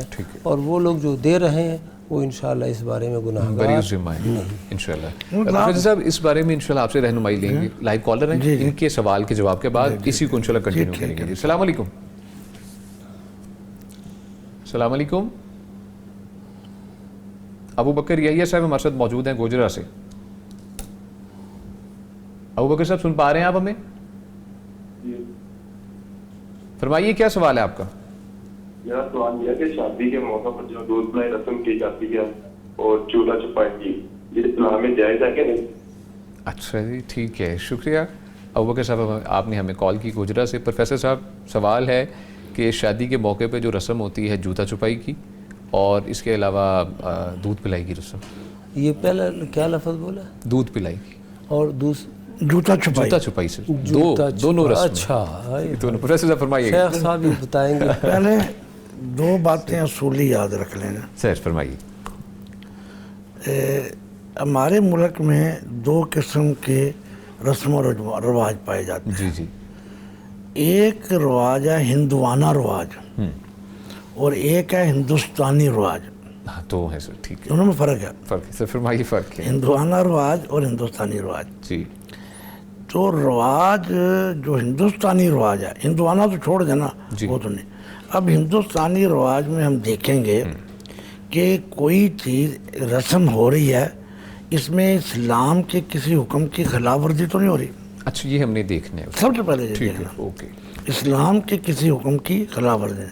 پہلے دیکھ لیں ہندوانہ تو رسم و رواج کرنا ہی نہیں، پہلے ختم ہے، وہ تو ختم۔ اچھا ہندوانہ کی مجھے تعریف اگر شیخ بتا دیں۔ مطلب یہ جو ہندوؤں کی مذہبی رسم، ہندوؤں کی مذہبی رسومات، اچھا دوسری ہم علاقائی رسومات پہ آتے ہیں۔ ہندوؤں کی مذہبی رسم، بالکل ایسے ہی، وہ تو کس صورت میں جائے گی؟ اب رہ جاتا ہے کہ جو ہمارے ہندوستان میں برصغیر پاک و ہند کا معاملہ جی ہوتی ہے۔ اب اس میں سب سے پہلے دودھ پلائی کی رسم کو دیکھ لیتے ہیں۔ ہمارے معاشرے کا علی صاحب ایک المیہ ہے، ہم کوئی کتنا بھی اچھا کام ہونا اس کو نہ بگاڑ لیتے ہیں۔ جب حضرت عائشہ صدیقہ رضی اللہ تعالیٰ عنہ کی شادی ہوئی ہے تو حضرت عائشہ صدیقہ بھی بیٹھی تھی، نبی علیہ السلام بیٹھے تھے، اور حضرت عائشہ کی سہیلیاں آئیں اور انہوں نے حضور کو دودھ پیش کیا۔ اس میں پورے مرد کا ذکر ہی نہیں ہے، اس واقعے میں مرد کا کوئی ذکر نہیں ہے۔ اچھا تو لڑکیوں کا ذکر ہے۔ اچھا یہ سر حدیث موجود ہے پروفیسر صاحب؟ جی موجود ہے۔ اچھا فرمائیے، میں پہلی دفعہ سن رہا ہوں، میں اس لیے آپ سے پوچھا، فرمائیے سر۔ تو آپ مجھے بلایا کریں، میں نئی نئی حدیث سر سر وائی ناٹ، میں نے آپ کو یہ بتائی ہے۔ فرمائیے پروفیسر صاحب۔ اچھا تو حضور کو پیش کیا تو پھر نبی علیہ السلام نے تھوڑا سا پی کر حضرت عائشہ صدیقہ رضی اللہ تعالیٰ، جی حضرت عائشہ صدیقہ نہیں پی رہی تھی، اچھا شرما رہی تھی۔ پھر سہیلی نے کہا کہ حضور کا بچا ہوا ہے، پی لو۔ پھر انہوں نے کچھ پیا، پھر باقی بچ گیا، پھر حضور نے کہا اپنی باقی سہیلیوں کو پلا دو۔ اب یہ تو ایک مسئلہ ہے، لیکن جو آج کل ہو رہا ہے وہ تو جائز نہیں ہے۔ جو آج کل ہو رہا ہے اس کو ہم نے اتنا بگاڑ دیا ہے، اور لڑائیاں ہوتی ہیں، بے پردگی ہوتی ہے، نہ جانے کیا کیا۔ یہ کہ ہمارا ایک المیہ ہے کہ ہم کتنی بھی مقدس چیز ہو، علی صاحب ہم نے لیلۃ القدر کو بگاڑ دیا۔ اتنے مسجدوں میں شور ہو رہے ہیں، دیگیں پک رہی ہیں، اور یہ ہو رہا ہے، وہ کتنا مقدس لیلۃ القدر ہے۔ اب بعض مساجد میں جائیں تو لگتا ہے کوئی جشن ہو رہا ہے۔ بالکل فرمایا صحیح ہے، یعنی کہ کوئی بھی کام اچھا بھی ہو لیکن ہم اس کو خراب کر لیتے ہیں، ایکسٹریمزم کی طرف چلے جاتے ہیں۔ تو عجیب طریقہ ہمارا رواج۔ بالکل صحیح فرمایا آپ نے سر، جزاک اللہ۔ ویسے آپ نے جو پہلی تعریف جو بیان کی ہندوانہ رسومات جو ان کے مذہبی، اس کو تو چھوڑ ہی نہیں، اب برصغیر کے اندر ایک چھوٹا سا کلیہ ہے، اس میں ایک اصول ہے ہمارے دین اسلام کا، تو کوئی حکم کی عدولی نہیں ہو رہی۔ بالکل ٹھیک ہے، اگر نہیں ہو رہی تو ٹھیک ہے، اللہ کی حدود جو قرآن اور جس کے خلاف نہ ہو، ٹھیک ہے سر۔ مفتی صاحب فرمائیے گا اس بارے میں آپ۔ ہاں جی، یہ شیخ صاحب نے جو حدیث بیان فرمائی بالکل وہ صحیح۔ اللہ کے نبی صلی اللہ علیہ وسلم نے دودھ لیا، اچھا، اور خود پیا، پھر ام المؤمنین عائشہ رضی اللہ عنہا کو دیا۔ وہ شرما رہی تھی تو ان کی بہن اسماء رضی اللہ تعالیٰ عنہا یا کسی اور خاتون نے کہا کہ پی لو، اچھا، انہوں نے پھر پی لیا۔ ٹھیک ہے، تو دلہے کی طرف سے اپنی دلہن کو دودھ پلانا یہ اس سے ثابت ہو جاتا ہے۔ اچھا، اور یہاں پر سر دلہن کی طرف سے پلایا جاتا ہے؟ ہاں جی، یعنی جو بات ہے نا دلہا اور دلہن، ان کسی کو بھی وہاں پر جب آ جاتے ہیں، ملاقات ہو جاتی ہے، تو پھر یہ یعنی اول ملاقات میں یہ چیز ہے۔ ٹھیک ہے سر، اوکے۔ یہ جو صورت ہے جو ہمارے اس معاشرے میں موجود ہے کہ جو ہال کے اندر سالیاں ہوتی ہیں، خصوصاً لڑکی کی بہنیں وہ آتی ہے اور لڑکے دلہن صاحب کو بہت تنگ کرتی ہے، اور اسی طرح پیسے مانگتی ہے، تھوڑا سا دودھ پلا کے پھر انہوں نے کہنا ہے 20,000 دے دو بندے کی حیثیت کو. علی امیس صاحب ہوں مالدار آدمی تو وہ پھر کہہ دیتے ہیں 50 دینے ہیں فلان دینے ہیں. یہ تو پھر ایک ایسا رواج ہے کہ ظالمانہ رواج ہے. اور شیخ صاحب نے اس کا خراب کیا. بنیادی طور پر اگر ایسے ہوتا کہ دلہن کے گھر سے اس کی ماں یا اس کے کوئی اور رشتہ دار خاتون یا مرد وہ دلہے کو دودھ پلاتے تو یہ ہم کہتے یہ بر صغیر کا رواج ہے, اس علاقے کا رواج ہے. اور ہر رواج کے متعلق یہ ہے کہ جب تک وہ حکم شرعی کے خلاف نہ ہو بالکل جائز ہے. ہم ہر چیز کو نا وہ ہندوانہ رسم کہہ کے, ہندوانہ ادھر ہندو بھی رہتے تھے, سکھ بھی رہتے تھے, مسلمان بھی رہتے تھے, سارا سلسلہ اکٹھے ہی رہتے تھے. بالکل یعنی کہ سینکڑوں سال سے اکٹھے ہوتے تھے. تو یہ سارے رواج ان کے نہیں تھے, یہ کچھ رواج ہمارے بھی تھے, کچھ ان کی بھی تھے. لیکن ہم نے بگاڑ پیدا کر دیا. ہم یہ دیکھیں گے کہ ہماری شریعت نے جو حکم دیا ہے کیا اس کی کوئی مخالفت تو نہیں ہو رہی, ٹکرا تو نہیں رہا. اگر مخالفت نہیں ہے ٹھیک ہے. اچھا وہ جوتا چھپائی کے میں پوچھنا چاہ رہا ہوں. وہ میں آپ کو نا ایک نا واقعہ سنا دیتا ہوں. صرف بھائی میرے ماموں سے فوت ہو گئے. جب ان کی شادی ہوئی تو سسرال میں گئے تو جب وہ سو کر اٹھے تو جوتا نہیں تھا, سالیوں نے جوتا چھپا لیا. جی سر. وہ اپنی پوچھتے ہیں کہ میرا جوتا کدھر گیا. وہ کہتے ہیں سالوں پیسے دو. ہاں بالکل. وہ کہتے ہیں پیسہ تو میں کوئی نہیں دینا, میں ہوں ننگے پیری چلنا مسجد تو بےزتی تہاڈی ہونی ہے کہ تہاڈا جوائی ننگے پیری نکل گیا کرو. پھر انہوں نے ویسے ہی دے دیا ویسے ہی. اچھا یہ بھی طریقہ ہے. اچھا ہے, ٹھیک ہے, نماز پڑھا کریں اور فائدے بڑھے انشاءاللہ نماز کے. تھینک یو سو مچ جی. کالر ہیں لائیو. السلام علیکم جی. عبد الجبار صاحب مرشد موجود ہیں فیصل آباد سے. ہیلو السلام علیکم مفتی صاحبان. السلام علیکم, کیا حال ہے؟ ٹھیک ٹھاک ہیں الحمدللہ. فرمائیے کیا سوال ہے جی. میرا سوال میرے ایک صاحب سے جو اسلامک بینکنگ کے بہت حق میں تھے ان سے بحث ہو رہی تھی, تو انہوں نے مجھے ایک سوال کا جواب مانگا جو میری سمجھ میں نہیں آیا, تو میں نے سوچا مفتی صاحبان سے پوچھ لوں. جی فرمائیے. سوال یہ تھا کہ 10 سال پہلے ایک زید اور بکر دو دوست سے, زید نے بکر کو 1 لاکھ روپے دیا کہ آپ اپنے پاس رکھ لیں, میرے پاس غیر محفوظ ہے, آپ مجھے جب کبھی ضرورت ہوئی میں آپ سے واپس لے لوں گا. اب وہ بکر نے یہ کیا کہ 1 لاکھ روپے لے کے زید کی اجازت سے اس کو کاروبار بھی کر لیا, پھر کاروبار کی بجائے اس سے سونا خرید لیا, اور اس کے بعد کچھ 10 سال گزر گئے. اب 10 سال کے بعد زید کی حالت پتلی ہو گئی, اس کو ضرورت ہوئی تو اس نے پیسے مانگے.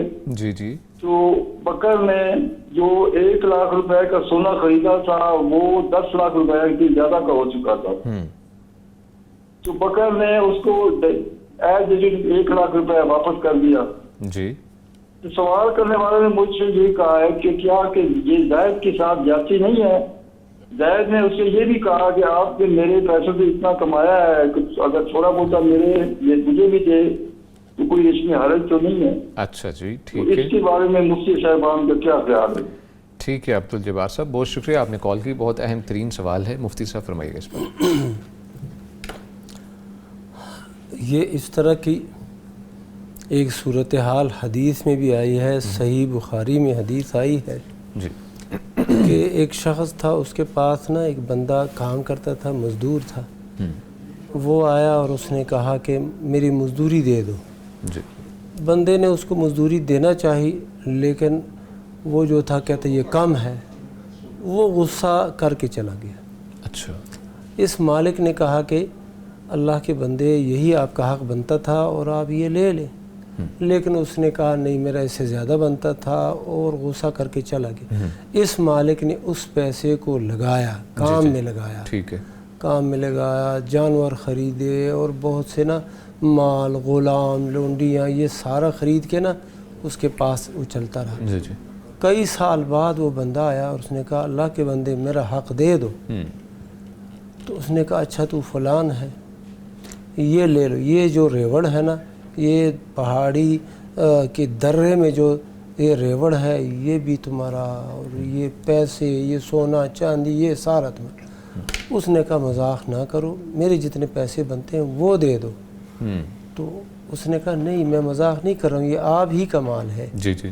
اس نے وہ سارا لیا اور وہ اللہ کا بندہ کہتا ہے کہ ایک پیسہ بھی اس نے مجھے واپس نہیں کیا کہ یار چلو تم نے اتنی محنت کی ہے تو چلو یہ لے لو، کہتے سارا لے گئے کہ اللہ میں نے یہ تیری رضا کے لیے کیا ہے۔ یہ وہ حدیث غار جس میں 3 بندے وہ غار کے اندر پھنس جاتے ہیں، جو اپنا واقعہ سناتے ہیں، وہ اسی واقعے میں ایک بندہ یہ کام کرتا ہے، وہ کہتے ہیں یا اللہ میں نے تیری رضا کے لیے یہ کیا تھا، لہذا ہمیں اس مصیبت سے نجات دے دے۔ وہ جو پتھر آ پڑا تھا نا اور غار کا منہ بند کر دیا تھا وہ ہٹ گیا۔ اچھا، اس سے اہل علم نے کیا ثابت کیا ہے کہ اگر کسی کا پیسہ ہے اس کو لگاؤ تو بندہ اپنی محنت لے سکتا ہے، باقی جو پیسے ہیں وہ اصل مالک کے ہی ہے۔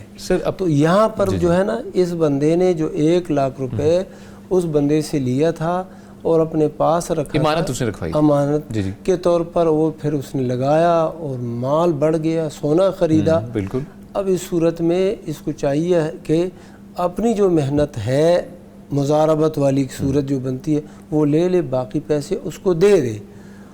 بینک والے اس سے اپنے لیے بطور دلیل اس کو نہیں لے سکتے۔ کیوں نہیں لے سکتے؟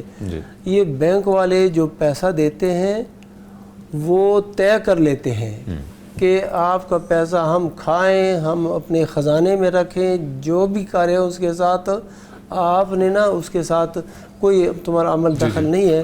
مہینے بعد 10% 13% ہم آپ کو دیں گے، سال بعد اتنا دیں گے، تو یہ طے شدہ ہوتا ہے۔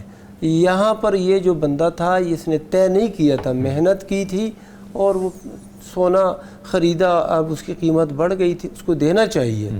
لیکن بینک والے جو ہے نا وہ اس سے اپنے لیے بطور دلیل نہیں لے سکتے۔ ایک تو یہ ہے کہ بینک والے پہلے سے طے کر لیتے ہیں، ایک دوسری بات یہ ہے کہ بینک والوں کا یہ عمل جو ہوتا ہے نا وہ آگے بھی سودی معاملات میں استعمال ہوتا ہے، وہ آگے کسی اور کو سود پہ دے دیتے ہیں، ایسے ہی دیتے ہیں، اور ان سے ہی پھر وہ باقاعدہ سود کا ہی سلسلہ چلتا ہے، تو یہ حرام ہے ہر صورت میں۔ سر پروفیسر صاحب فرمائیے گا، بہت اہم یہ جو سوال پوچھا ہے وہ اور ہے۔ سوال انہوں نے پوچھا ہے 1 لاکھ روپیہ دیا تھا اس نے، اس کو امانت کے سوال بیسیکلی انہوں نے کہا بینکر نے بولا، میں بتاتا ہوں، وہ امانت کے طور پر رکھا تھا۔ اس آدمی نے سونا خرید لیا، بالکل خرید لیا۔ اس آدمی کا اس لاکھ سے زیادہ مطالبہ ناجائز ہے، ناجائز ہے۔ ایک تو یہ اس کا جو کہہ رہا مجھے سونا دو، یہ اس کا مطالبہ ناجائز ہے، بالکل صحیح ہے قانونی طور پر۔ وہ آدمی جو دے نہیں رہا زیادہ پیسے وہ غیر اخلاقی کام کر رہا ہے، قانونی طور پہ وہ ٹھیک ہے، شرن بھی ٹھیک ہے، شرن بھی ٹھیک ہے، اخلاقی طور پر نہیں، اخلاقی طور پر اس کو چاہیے کہ یار چلو میں نے 1 لاکھ سے اتنے پیسے کما لیے ہیں تو میں کچھ اس کو بھی دے دوں۔ اس کا مطالبہ کرنا ناجائز ہے۔ اچھا، یہ مطالبہ 1 لاکھ کا کرے گا۔ ہاں یار اس نے امانت رکھائی تھی نا، تو وہ امانت اتنی تو یا تو کہتا کہ تم تجارت کرو، نفع نقصان میں شریک ہیں۔ اب یہ اگر وہ 1 لاکھ روپے مر جاتا تو پھر اس نے مانگنا تھا، اب نفع ہو گیا تو مانگ رہا ہے، یہ بھی پوائنٹ ہے۔ نہیں یہ دیکھیں اس کا مانگنا منع ہے۔ جی ٹھیک ہے۔ دیکھو جو امانت کی حیثیت ہوتی ہے نا اس کے اندر یہ جہاں جس بندے کے پاس پیسے رکھے گئے ہیں وہ اس میں تصرف کر ہی نہیں سکتا۔ اگر وہ پیسے مارے جاتے ہیں اور ضائع ہو جاتے ہیں تو یہی بندہ ادائیگی کرے گا۔ ہاں جی ایسے ہی۔ اب اس نے جو استعمال کیا ہے ناجائز استعمال کیا ہے، امانت کے اندر اس نے خیانت کی ہے، شرعاً اس کے لیے ایسا کرنا جائز نہیں تھا، لیکن جب اس نے اس کو کر لیا ہے اور اسی پیسے کو اس نے استعمال کیا ہے، اس بندے کا یہ حق ہے کہ بھائی میں نے جب تجھے پیسے دیے تھے اور تم نے استعمال کر لیے ہیں، اب وہ اس بندے کا جو حق تھا، جو صحیح بخاری کی حدیث میں نے سنائی، اس بندے کا بھی کیا تھا، امانت ہی تھی نا، تو اس نے اس کو وہاں پر ہی رکھا اور چلا گیا۔ تو اب اس بندے نے اس کو لگایا اور لگانے کے بعد وہ سارا مال لے گیا، وہ سارا مال لے گیا، تو اس پر تھوڑا سا سوچنا چاہیے۔ وہ مطالبہ نہیں کر سکتا۔ مطالبے کے بارے میں شیخ کہہ رہے ہیں۔ اچھا یہاں پر بھی وہ اخلاقی معاملہ تھا کہ اللہ اور بندے کے درمیان تھا معاملہ کہ نیکی میں نے کی، میں نے تو اس کے بارے میں سوال ہی نہیں کیا، حالانکہ میں سوال کر سکتا تھا کہ یار میں نہیں کی ہے، چراتا رہا ہوں بکریاں، سب کچھ میں کرتا رہا ہوں، ریوڑ کو اتنے سال میں نے پالا ہے، ساتھ ساتھ لے کے چلتا رہا ہوں، تو میں نے اللہ کی رضا کے لیے میں نے کہا ٹھیک ہے جانے دو، اخلاقی طور پر تو بالکل بہت اچھی بات ہے، لیکن مطالبہ شیخ جیسا کہ فرما رہے ہیں وہ درست مطالبہ تو نہیں کر سکتا وہ اپنا اصل اچھا اگر وہ جو امانت میں کوئی بندہ تصرف کر سکتا ہے نہیں کر سکتا. جی اچھا اس میں ایک اور پہلو ہے کیونکہ اس کے بارے میں ڈسکشن آلریڈی ہو رہی تھی تو سوال آ گیا ہے کہ امانت دی ہے ایک سال کے لیے 10 سال کے لیے 5 سال کے لیے, یا تو وہ پہلے کہہ دے جی استعمال نہیں کر سکتے. نہیں, امانت جب کہہ دیا جی شرعی طور پر یہی بات آئے گی کہ وہ استعمال نہیں کر سکتا. امانت ہے. اچھا ٹھیک ہے اوکے. وہ ایک صحابی تھے نا زبیر رضی اللہ عنہ, ان کے پاس لوگ امانتیں رکھواتے تھے. اچھا تو وہ ان کو کہتے تھے کہ امانت نہیں بھائی, بطور قرض کے میں لے رہا ہوں. ہاں یہ طریقہ وہ اس کا یہ تھا کہ اگر یہ ضائع ہو جائے تو آپ کو میرے اوپر وہ مطالبے کا حق ہے دینا. امانت ہے ضائع ہو گئی تو اب مطالبے کا حق نہیں رہا. اچھا امانت ہے ضائع ہو گئی. مفتی صاحب اس میں ایک چھوٹا سا مسئلہ ہے. اب اس آدمی کو پتا تھا کہ وہ میری امانت استعمال کر رہا ہے, تبھی تو کہہ رہا مجھے پیسے دو نا. ہاں جی وہ کہہ رہا ہے اس کو پتا تھا کہ یا تو اس کو روک دیتا. بلکہ میں اس میں ایک چیز اور ایڈ کرنا چاہتا ہوں. فرمائیے سر. اگر قرض بھی دیا, مثلاً آپ نے مجھے 1 لاکھ روپیہ قرض دیا, جب میں آپ کو واپس کرنے لگا ہوں تو میں کہتا ہوں یار آپ نے 1 لاکھ دیا, مجھے تو بڑا فائدہ ہوا, لے 10,000 روپیہ مجھ سے زائد لے لیں. اچھا تو جائز ہے, یہ مطالبہ نہ کریں آپ. میں اپنی مرضی سے دے دوں تو آپ لے سکتے ہیں. ٹھیک ہے. اچھا شیخ محترم کوئی ایسا پروفیسر صاحب ہے واقعہ جس میں آپ نے صحابی کو 2 دینار دیے بطور امانت اور انہوں نے بکری خرید لی, پھر بعد میں 4 دینار, ایسے کوئی حوالہ ہے؟ جی مفتی صاحب ایسا کوئی حوالہ ہے, ایسی کوئی حدیث ہے؟ جی وہ فرمائیے وہ کون سی حدیث ہے, کیا وہ انٹیگریٹ ہو سکتی ہے اس کے ساتھ؟ اس میں یہ تھا کہ اللہ کے نبی صلی اللہ علیہ وسلم نے کہا 1 دینار دے کے نا کہ 1 بکری خرید لو. اچھا بکری کا کہا خرید. ہاں جی ٹھیک ہے. وہ صحابی گئے, 1 بکری خریدی, وہ پھر فروخت کر دی 2 دینار کی. اچھا ٹھیک ہے. 2 دینار کے فروخت کر دی, پھر 1 دینار کی بکری خریدی. اچھا یہاں سے 1 دینار آئے. اچھا تو وہ 1 دینار بھی آپ صلی اللہ علیہ وسلم کو دے دیا اور 1 بکری بھی دے دی. ناظرین کرام سوالات ہیں اور کچھ سوالات غالباً آپ کے کمنٹ سیکشن میں موجود ہیں. یہاں پر وقفہ ہے, ہمارے ساتھ رہیے گا. وقفے کے بعد انشاءاللہ سوالات کو ایڈ کریں گے. جی فَاسْأَلُوا أَهْلَ الذِّكْرِ إِن كُنتُمْ لَا تَعْلَمُونَ فَاسْأَلُوا أَهْلَ الذِّكْرِ إِن كُنتُمْ لَا تَعْلَمُونَ.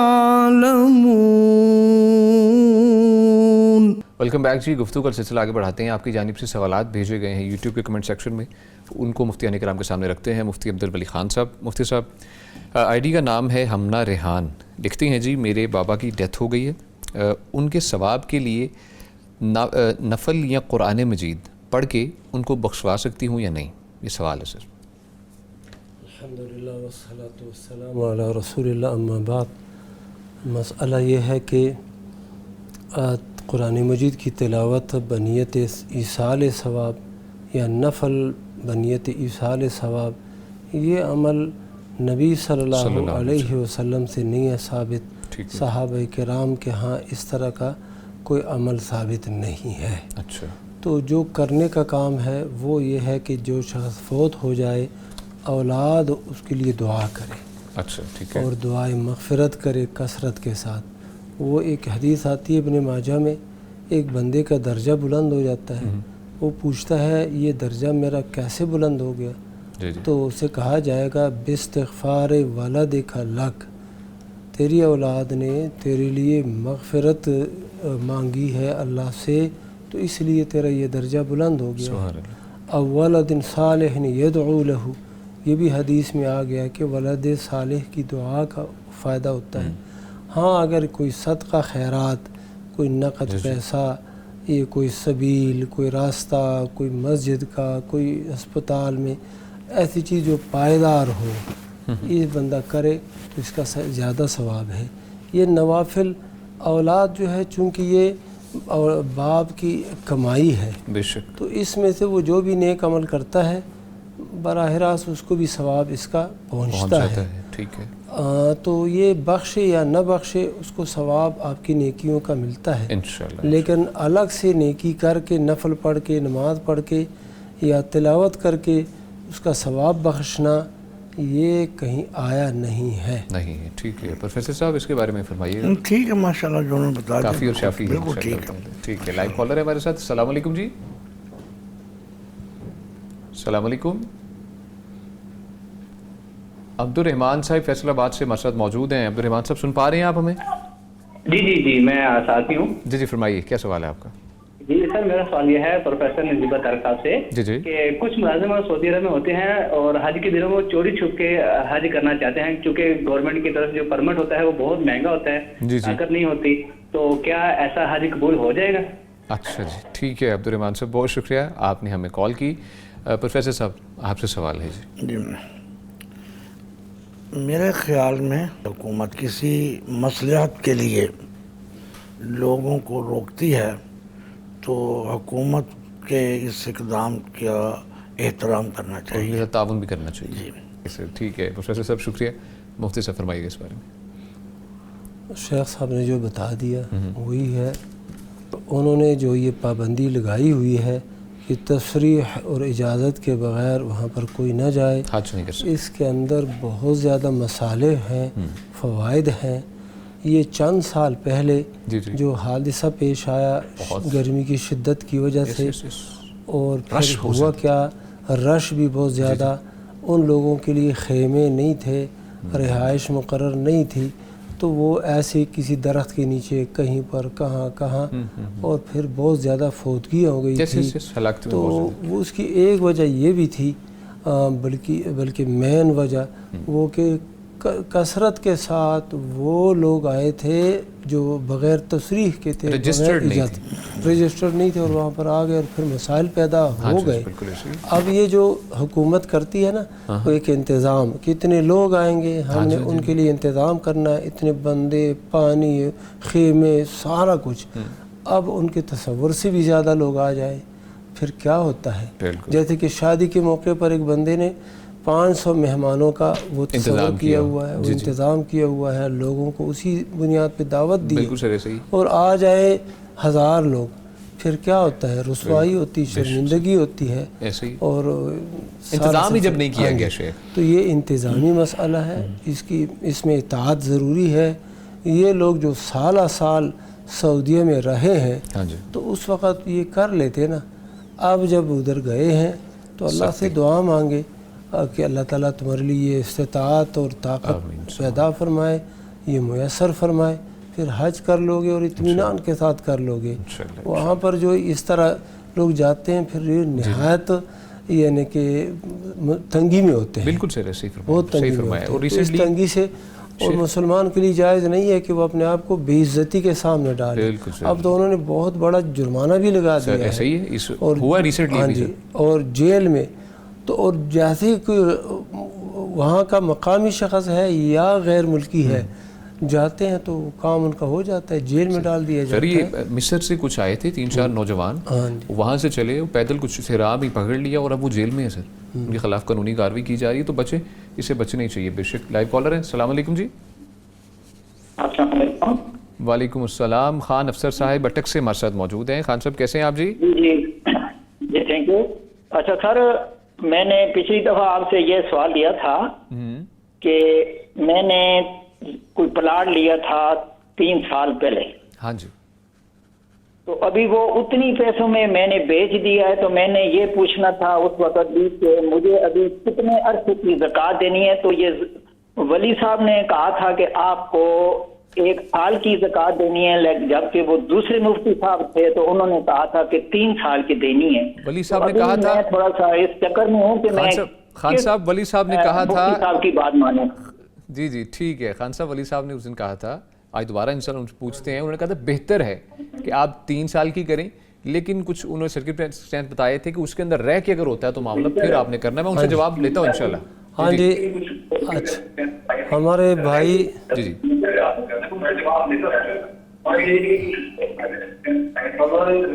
لائیو سن رہی ہیں. اچھا جی کنٹینیو کریں. ہمارے بھائی شیخ نعمان نے بتا دیا تھا, نہیں شیخ عتیق الرحمان جو ہے آپ ڈسٹرب کریں, یہ ڈسٹرب کر رہے ہیں ہمیں. صاحب کالر ذرا سائڈ پہ کیجیے. اچھا جی, ہمارے بھائی مفتی عتیق الرحمان صاحب نے بھی یہی بتایا، جی جی میں نے بھی یہی بتایا تھا کہ ہمارے جمہور اہل علم یہی کہتے ہیں کہ اگر آپ نے زکوٰۃ نہیں ادا کی، اب پلاٹ بھی فروخت کر دیا ہے، تو گزشتہ 3 سالوں کی زکوٰۃ آپ ادا کریں گے، جی ٹھیک ہے، اور یہی بہتر ہے۔ اور شیخ مفتی عتیق الرحمان علوی صاحب نے یہی بتایا کہ آپ 3 سال کا دیں گے۔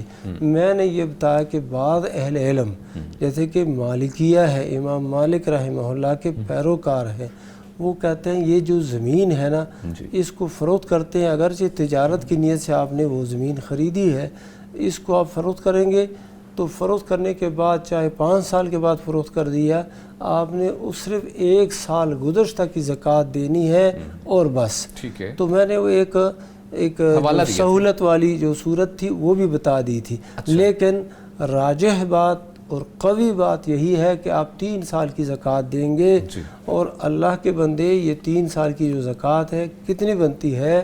1 لاکھ کے پیچھے 2500، تو آپ نے اتنا وہ انتظار فرمایا، تو 2500 3 سالوں کے 2500 کتنے بن جائیں گے؟ لاکھ کے پیچھے 7500، تو جتنے بھی لاکھ ہیں وہ زر دے دیں آپ 7.5 میں، وہ زکوٰۃ ادا کرے۔ ہاں جی، اگرچہ اس کی قیمت بڑی نہیں ہے، اور بیچا بھی سیم پرائس پر، ہاں جی جی اسی قیمت پر جس قیمت پر آپ نے وہ پلاٹ خریدا تھا اسی پر یہ فروخت کیا ہے، لیکن آپ کے پیسے محفوظ رہے ہیں۔ انہیں ایک حکم بتائیے، انہوں نے کہا میں بس یہی حکم اب یہ ہے کہ وہ جو ہے نا 3 سال کی زکوٰۃ ادا کر دیں۔ ٹھیک ہے پروفیسر صاحب، پلاٹ اگر تو بزنس کے لیے لیا تھا نا، جی جی ہاں جی، وہ بزنس تجارت کے لیے ہی لیا تھا انہوں نے کہا، تو وہ صحیح ہے، پھر تو انشاءاللہ 3 سال۔ سر تھینک یو سو مچ، بہت شکریہ۔ پروفیسر صاحب آپ کی جانب بڑھیں گے؟ پوچھا یہ گیا ہے کہ ہمارے گاؤں کے امام 20 دن تک عشاء کی نماز پڑھانے نہیں آتے، گاؤں والے انہیں بہت زیادہ سمجھاتے ہیں مگر وہ پھر بھی نہیں آتے، تو کیا میں ان کے پیچھے باقی نمازیں پڑھ لیا کروں یا پھر علیحدہ پڑھا کروں؟ وہ سوال یہ ہے کہ وہ نماز پڑھانے کے لیے نہیں آتے یا خود بھی نماز نہیں پڑھتے؟ یہ بھی سوال، اب یہ ہمیں جواب اگر تو چلو نماز پڑھانے کے لیے نہیں آتے، یہ تو کوئی مسئلہ نہیں ہے نا، کوئی مصروفیت ہے، سستی کرتے ہیں نا کہ نہیں آتے، تو باقی نمازیں تو پڑھیں۔ جی ٹھیک ہے، جتنی نمازیں پڑھانے آتے ہیں وہ ان کو پڑھنی چاہیے، پڑھنی چاہیے۔ ٹھیک ہے مفتی صاحب، یہ ایسے ہی ہے، ہو سکتا ہے وہ امام صاحب اس وقت وہ کوئی کام پہ ہو، کسی اور جگہ اس کی کوئی مسئلہ پوچھ لینا چاہیے کہ یہ پیسے کتنے دیتے ہیں، ہو سکتا ہے وہ چالے ڈیوٹی کمانے، وہ ہو سکتا ہے اوبر پہ موٹر سائیکل چلا رہے ہوں اس وقت، ہاں جی اوبر چلا رہے ہوں، کسی اور کو ٹیوشن چلا رہے ہیں، اہم ہے، بہت زیادہ اہم ہے کہ ان کا خیال رکھنا چاہیے اور ہمیں خیال رکھنا چاہیے، سوچنا چاہیے۔ سر کالر ہیں، السلام علیکم جی۔ السلام علیکم۔ وعلیکم السلام، سریہ صاحبہ ہمارے ساتھ موجود ہیں کوئٹہ سے، بہن فرمائیے کیا سوال ہے آپ کا؟ السلام علیکم۔ وعلیکم السلام علیکم، مفتی کو سلام کہنا، اور بات یہ ہے کہ مطلب قربانی کا جو قربانی کر سکتے ہیں، قربانی کس صورت میں آپ کوئی مطلب 2 بندے قربانی مل کے کر سکتے ہیں کہ پیسے نہیں ہوئے؟ ٹھیک ہے، اوکے اوکے اوکے، ٹھیک ہے بہن، بہت شکریہ۔ اور دوسرا یہ سوال ہے کہ قرض لے کے قربانی کر سکتے ہیں؟ اچھا، قرض لے کر اور 2 لوگ مل کر قربانی، ٹھیک ہے، بہت شکریہ سریہ صاحب، آپ نے ہمیں کال کی کوئٹہ سے، ٹھیک ہے، کیوں نہیں کیوں نہیں، فرسٹ آف آل تو سلام ہے ان کا دونوں مفتیان کرام کو، فرمائیے گا شیخ اس بارے میں۔ ہاں جی، 2 بندے مل کے قربانی کرتے ہیں اگر پیسے نہیں ہیں، اگر پیسے نہیں ہیں، یہ 2 بندے کون ہیں؟ یہ میاں بیوی ہیں۔ اچھا ٹھیک ہے، تو بیوی صاحبہ تعاون کرتی ہے اپنے خاوند کے ساتھ کہ چلو یہ 15,000 میری طرف سے، باقی 20-30 آپ اپنی طرف سے ڈالیں، ایک قربانی کا، ایک قربانی مطلب چھوٹی، تو ہاں جی یہ ایک قربانی ہو جائے گی، چھوٹی ہو جائے گی یا حصہ وہ لے لے، اگر حصے میں بھی ہے، ٹھیک ہے، اوکے، تو اب یہ ایک قربانی ہوگی۔ اچھا ٹھیک ہے، ایک قربانی ہوگی اور ایک بندے کی طرف سے ہوگی، خاوند کی طرف سے ہوگی اور بیوی کی طرف سے بھی ہو جائے گی، اولاد کی طرف سے بھی ہو جائے گی، یا بیٹے ہیں وہ باپ کو پیسہ دیتے ہیں، الگ الگ ہیں، وہ کہتے ہیں ابا جان یہ آپ یہ لے لیں اور ہمارے سے 10 لے لیں اور اب باقی آپ ڈالیں قربانی کریں، ایک قربانی ہو جائے گی ان سب کی طرف سے۔ سر وہ الگ الگ گھر میں بھی رہ رہے ہیں؟ ہاں، اگر جب سربراہ ایک ہے تو اچھا ٹھیک ہے۔ اچھا، دوسری بات، 2 الگ الگ اشخاص ہیں، ہاں بالکل، گھرانے الگ الگ ہیں، ہاں جی گھرانے بھی الگ ہیں، سب کچھ الگ ہے، وہ کہتے ہیں یار میں بھی الگ قربانی نہیں کر سکتا، آپ بھی نہیں کر سکتے، تو یہ ہم پیسے جمع کر کے اکٹھا یہ ایک جانور لے لیتے ہیں, بچڑا لیتے ہیں نہیں, یعنی جو چھوٹا جانور ہے یہ لے لیتے ہیں, تو قربانی کر لیتے ہیں. اس صورت میں بھی ایک بندے کی قربانی ہوگی اور ایک دوسرے کی طرف سے تعاون ہوگا اپنے مسلمان بھائی کے ساتھ, باقی گوشت کا جو انہوں نے کرنا ہے وہ کر لیں. اچھا یہ ہاں اگر ایسا ہے کہ وہ کوئی بچڑا لے لیتے ہیں, گائے لے لیتے ہیں اور وہ کہتے ہیں یار چلو کچھ پیسے میرے اور کچھ آپ کے, یہ بالکل صحیح ہے, کیونکہ گائے میں بچھڑے میں 2 بندے بھی شریک ہو سکتے ہیں, 3 بھی, 5 بھی, 7 کی حد ہے, 7 آخری حد ہے, اور یہ ہو سکتے ہیں. اور اونٹ کی جو بڑی قربانی ہے اس میں بھی 7 ہی حصے ہیں, اس میں بھی جو عام قول ہے جو وہ 7 ہے, لیکن بعض روایات سے معلوم ہوتا ہے کہ اس میں 10 بھی شریک ہو سکتے ہیں. اچھا. اور شیخ قرض کے والے سے قرض لے کر قربانی کا, اگر قرض کی یہ صورت ہے کہ کوئی آمدنی ہے آپ کی فصل جو ہے نا اس کی آمدنی آئے گی, اچھا باغ کی کمائی آئے گی, یا بیٹے نے پیسے بھیجنے ہیں, یا آپ کا کسی کے اوپر قرضہ ہے اور وہ پیسے مل رہے ہیں, اس صورت میں آپ قرضہ لے لیں. یعنی ادائیگی کا کوئی مستقبل قریب میں امکان ہے پھر آپ لے لیں, اور اگر ایسے نہیں ہے تو پھر اپنے اوپر بوجھ بالکل نہ ڈالے کہ پھر بعد میں بندہ منگتا پھرتا ہے کہ یار ساڑھے دے فرض نہیں ہے قربانی. ہاں جی جو اس کو کر سکتے ہیں صاحب استطاعت ہے وہی صاحب استطاعت پر تو لازم ہے, اور جو صاحب استطاعت نہیں ہے اس پر لازم نہیں ہے, اس کے اختیار میں ہے. اگر وہ کوئی بعد میں کوئی صورت بن سکتی ہے, پیسوں کی آمدن ہو سکتی ہے تو وہ قرض لے لے. بہت سے دیگر امور کے لیے بھی تو ہم قرض لے لیتے ہیں, تو یہاں پر بھی قرض لے لے, لیکن اگر بعد میں کوئی صورت بنتی نہیں ہے پھر اپنے اوپر بوجھ نہ ڈالیں. شیخ پروفیسر صاحب فرمائیے اس بارے میں. ٹھیک ہے, نبی علیہ السلام نے جب حج کیا تھا نا تو اپنی قربانیوں میں حضرت علی کو بھی شریک کر لیا تھا. اچھا یہ روایت آتی ہے کہ اشراکہ ہو, جس طرح کہ حضرت علی کو بھی کہا تم بھی میری قربانیوں میں شریک ہو جاؤ. اچھا وہ قربانی سنگل تھی؟ نہیں 100 قربانیاں تھیں. تو ویسے کہا کہ میری قربانی میں تم بھی شریک ہو, تم بھی حصے دار. تھینک یو سو مچ, بہت شکریہ پروفیسر صاحب. کالر ہیں جی, السلام علیکم. وعلیکم السلام. جی طیب صاحب الحمدللہ, آپ کیسے ہیں؟ الحمدللہ شکر اللہ. جی فرمائیے کیا سوال ہے؟ یہ تھا کہ میں نے جگہ لی پہ لے, کیا دیکھا آپ نے؟ جگہ بیچ کر اگر مکان لینا چاہوں اور اس میں ڈالوں پیسے اور ڈال کر مکان لینا ہو تو جو جگہ دیکھی ہے میں نے اس کی رات پوری.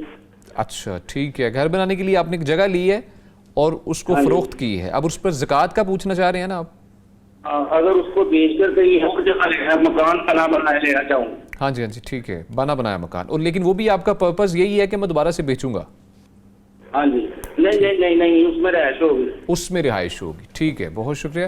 طیب صاحب گجرانوالہ سے ہمارے ساتھ موجود تھے. پروفیسر صاحب فرمائیے گا بھائی کا سوال. اس پر زکوٰۃ نہیں ہے, مختصر جواب اتنا ہی ہے. اچھا کہ انہوں نے پہلے جگہ لی تھی کہ میں مکان بناؤں گا. ہاں ٹھیک ہے, پھر کہا کہ مکان میں اب اس جگہ کو بیچ کے بنا بنایا مل گیا. ٹھیک ہے, تو ٹھیک ہے, کوئی مسئلہ نہیں رہتا. شیخ ہاں جی ایسے ہی ٹھیک ہے سر, ٹھیک ہے, بہت شکریہ جی. ناظرین کرام پروگرام اپنے اختتام کو پہنچتا ہے. ہمارے ساتھ موجود رہے فضیلت الشیخ مفتی عبدالولی خان صاحب, بہت شکریہ شیخ تشریف آوری کا. اور ان کے ساتھ موجود رہے فضیلت الشیخ مفتی نجیب اللہ طارق صاحب, بہت شکریہ. بہت مہربانی, آپ نے یاد فرمایا, جزاک اللہ خیرہ. اسی کے ساتھ ناظرین کرام دعاؤں کی درخواست ہے کہ ہمیں دعاؤں میں خاص طور پر یاد رکھا کریں, اور انشاءاللہ آپ سے ملاقات ہوگی اگلے پروگرام میں. تب تک کے لیے دیجیے اجازت, اللہ نگہبان. فاسألوا أهل الذكر إن